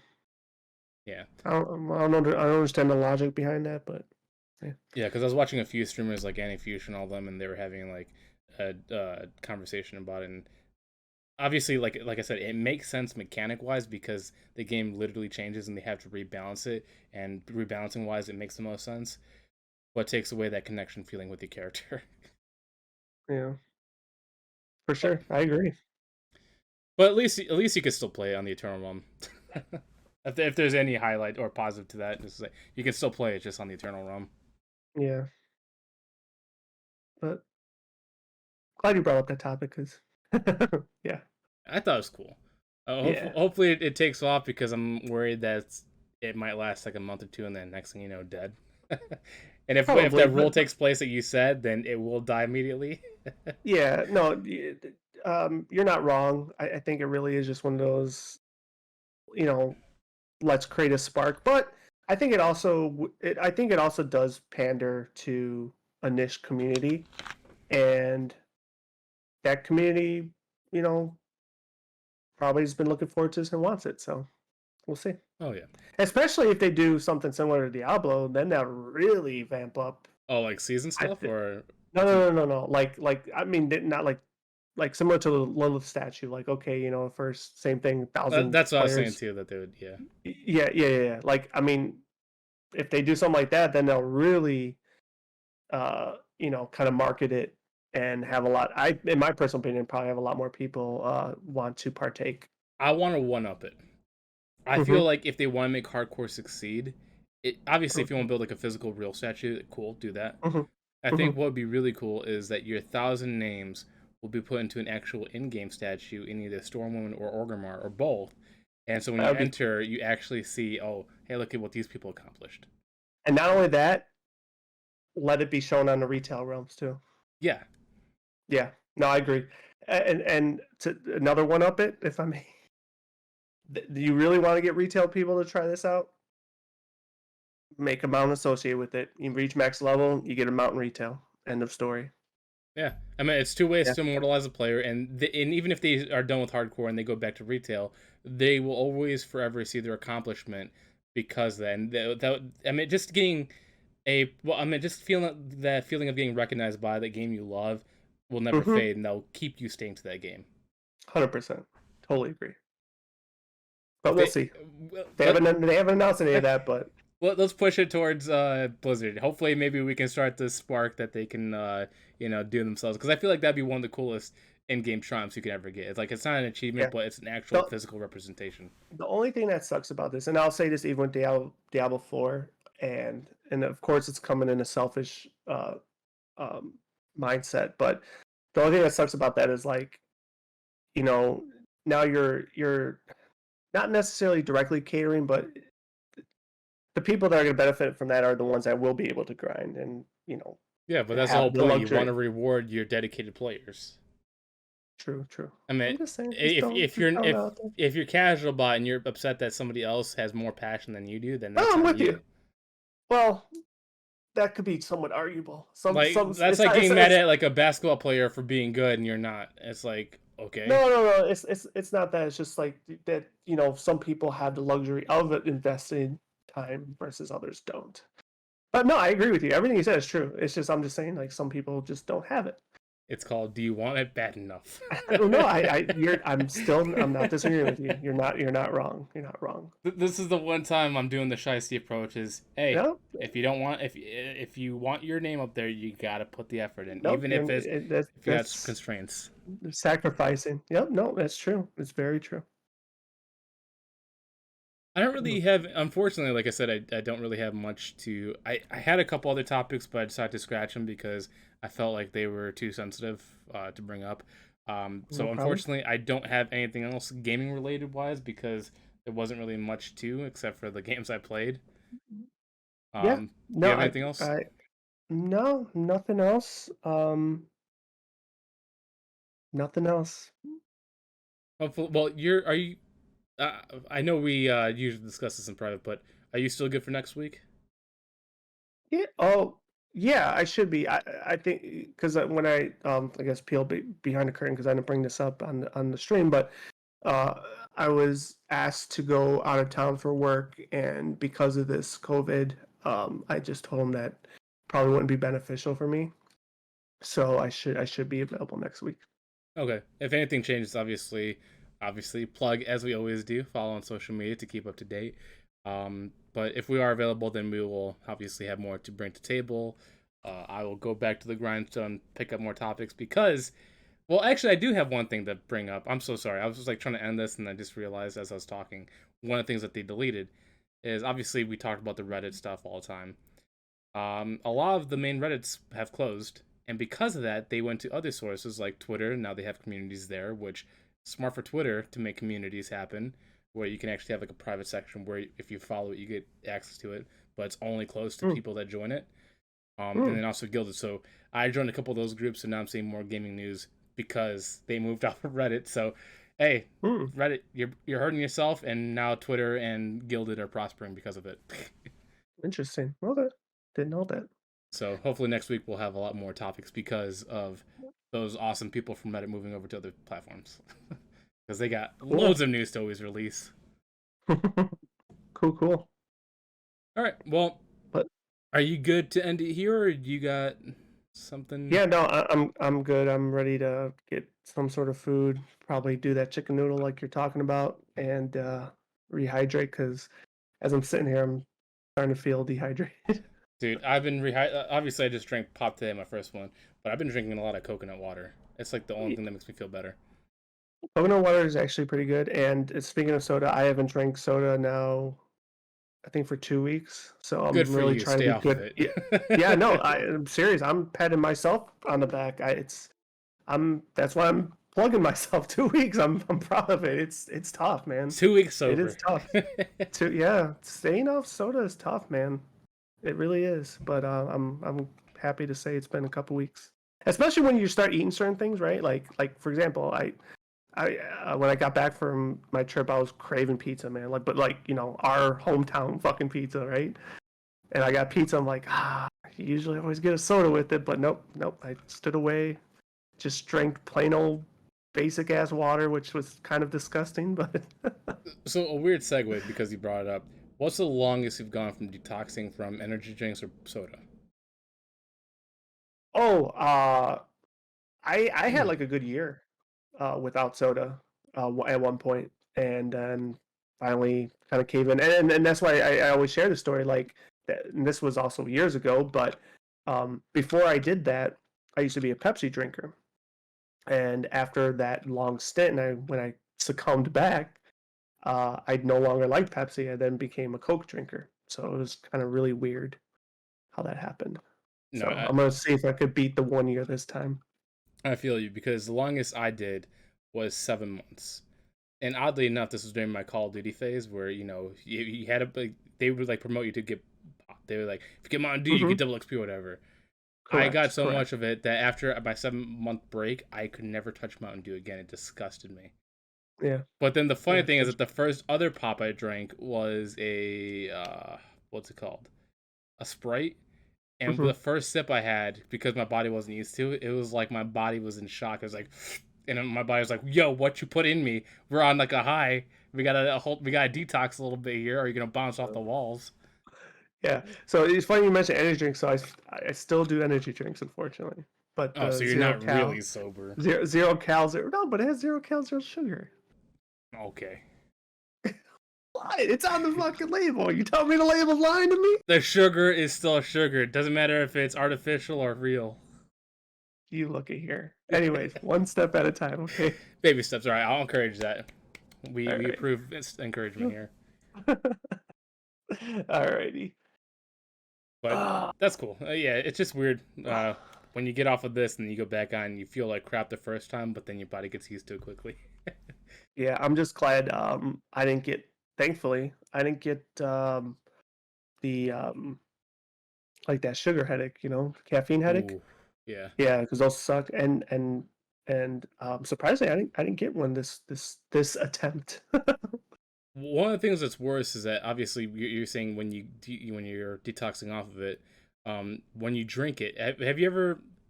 Hopefully, if you don't stay off of it, if you ever drink one, do you ever get the feeling where the sugar almost makes your blood go too much? Where there's been times where all the how do I say it without sounding weird?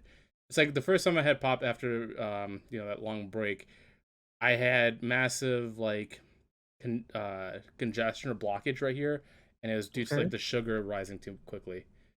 Hmm. I can't say I recall feeling that way.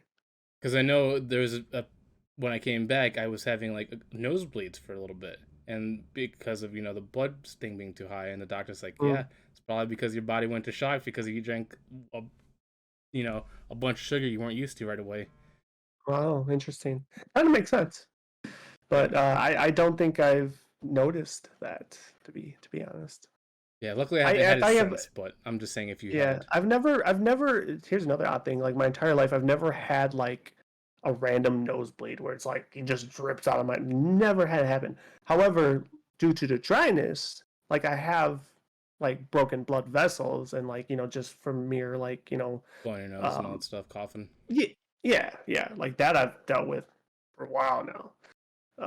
So but I've never because of that, because of dealing with that, I never, put it hand in hand with, getting back on drinking like sugary drinks or something. So, Yeah, it's funny because I usually don't have nosebleeds as well, except for that one incident. But there was a hmm guy I used to know in elementary school that had like a really weird condition where he would get nosebleeds often, and he could be hmm talking, and the next thing you know, you see blood coming down his nose, and he wouldn't even realize it until you tell him. yeah, I'm like, that yeah, it happens so much you don't even realize it. I'm like, that sucks, yeah. dude. Yeah, I could imagine that that does suck. He's just like, yeah, and then you're like, blood. And I'm like, yo, are you getting possessed right now? I need to call a priest. Yeah, that's funny. All right, but But for those who are watching, we appreciate you joining in. We will be back next week, but of course, like we say all the time, make sure to follow us on social media for any updates. Um, if there's anything that we talked about this episode that you want to comment on, feel free to leave your feedback. We do read it, and we always appreciate the views every single time. But thank you guys so much. We'll catch you next week. Peace. peace.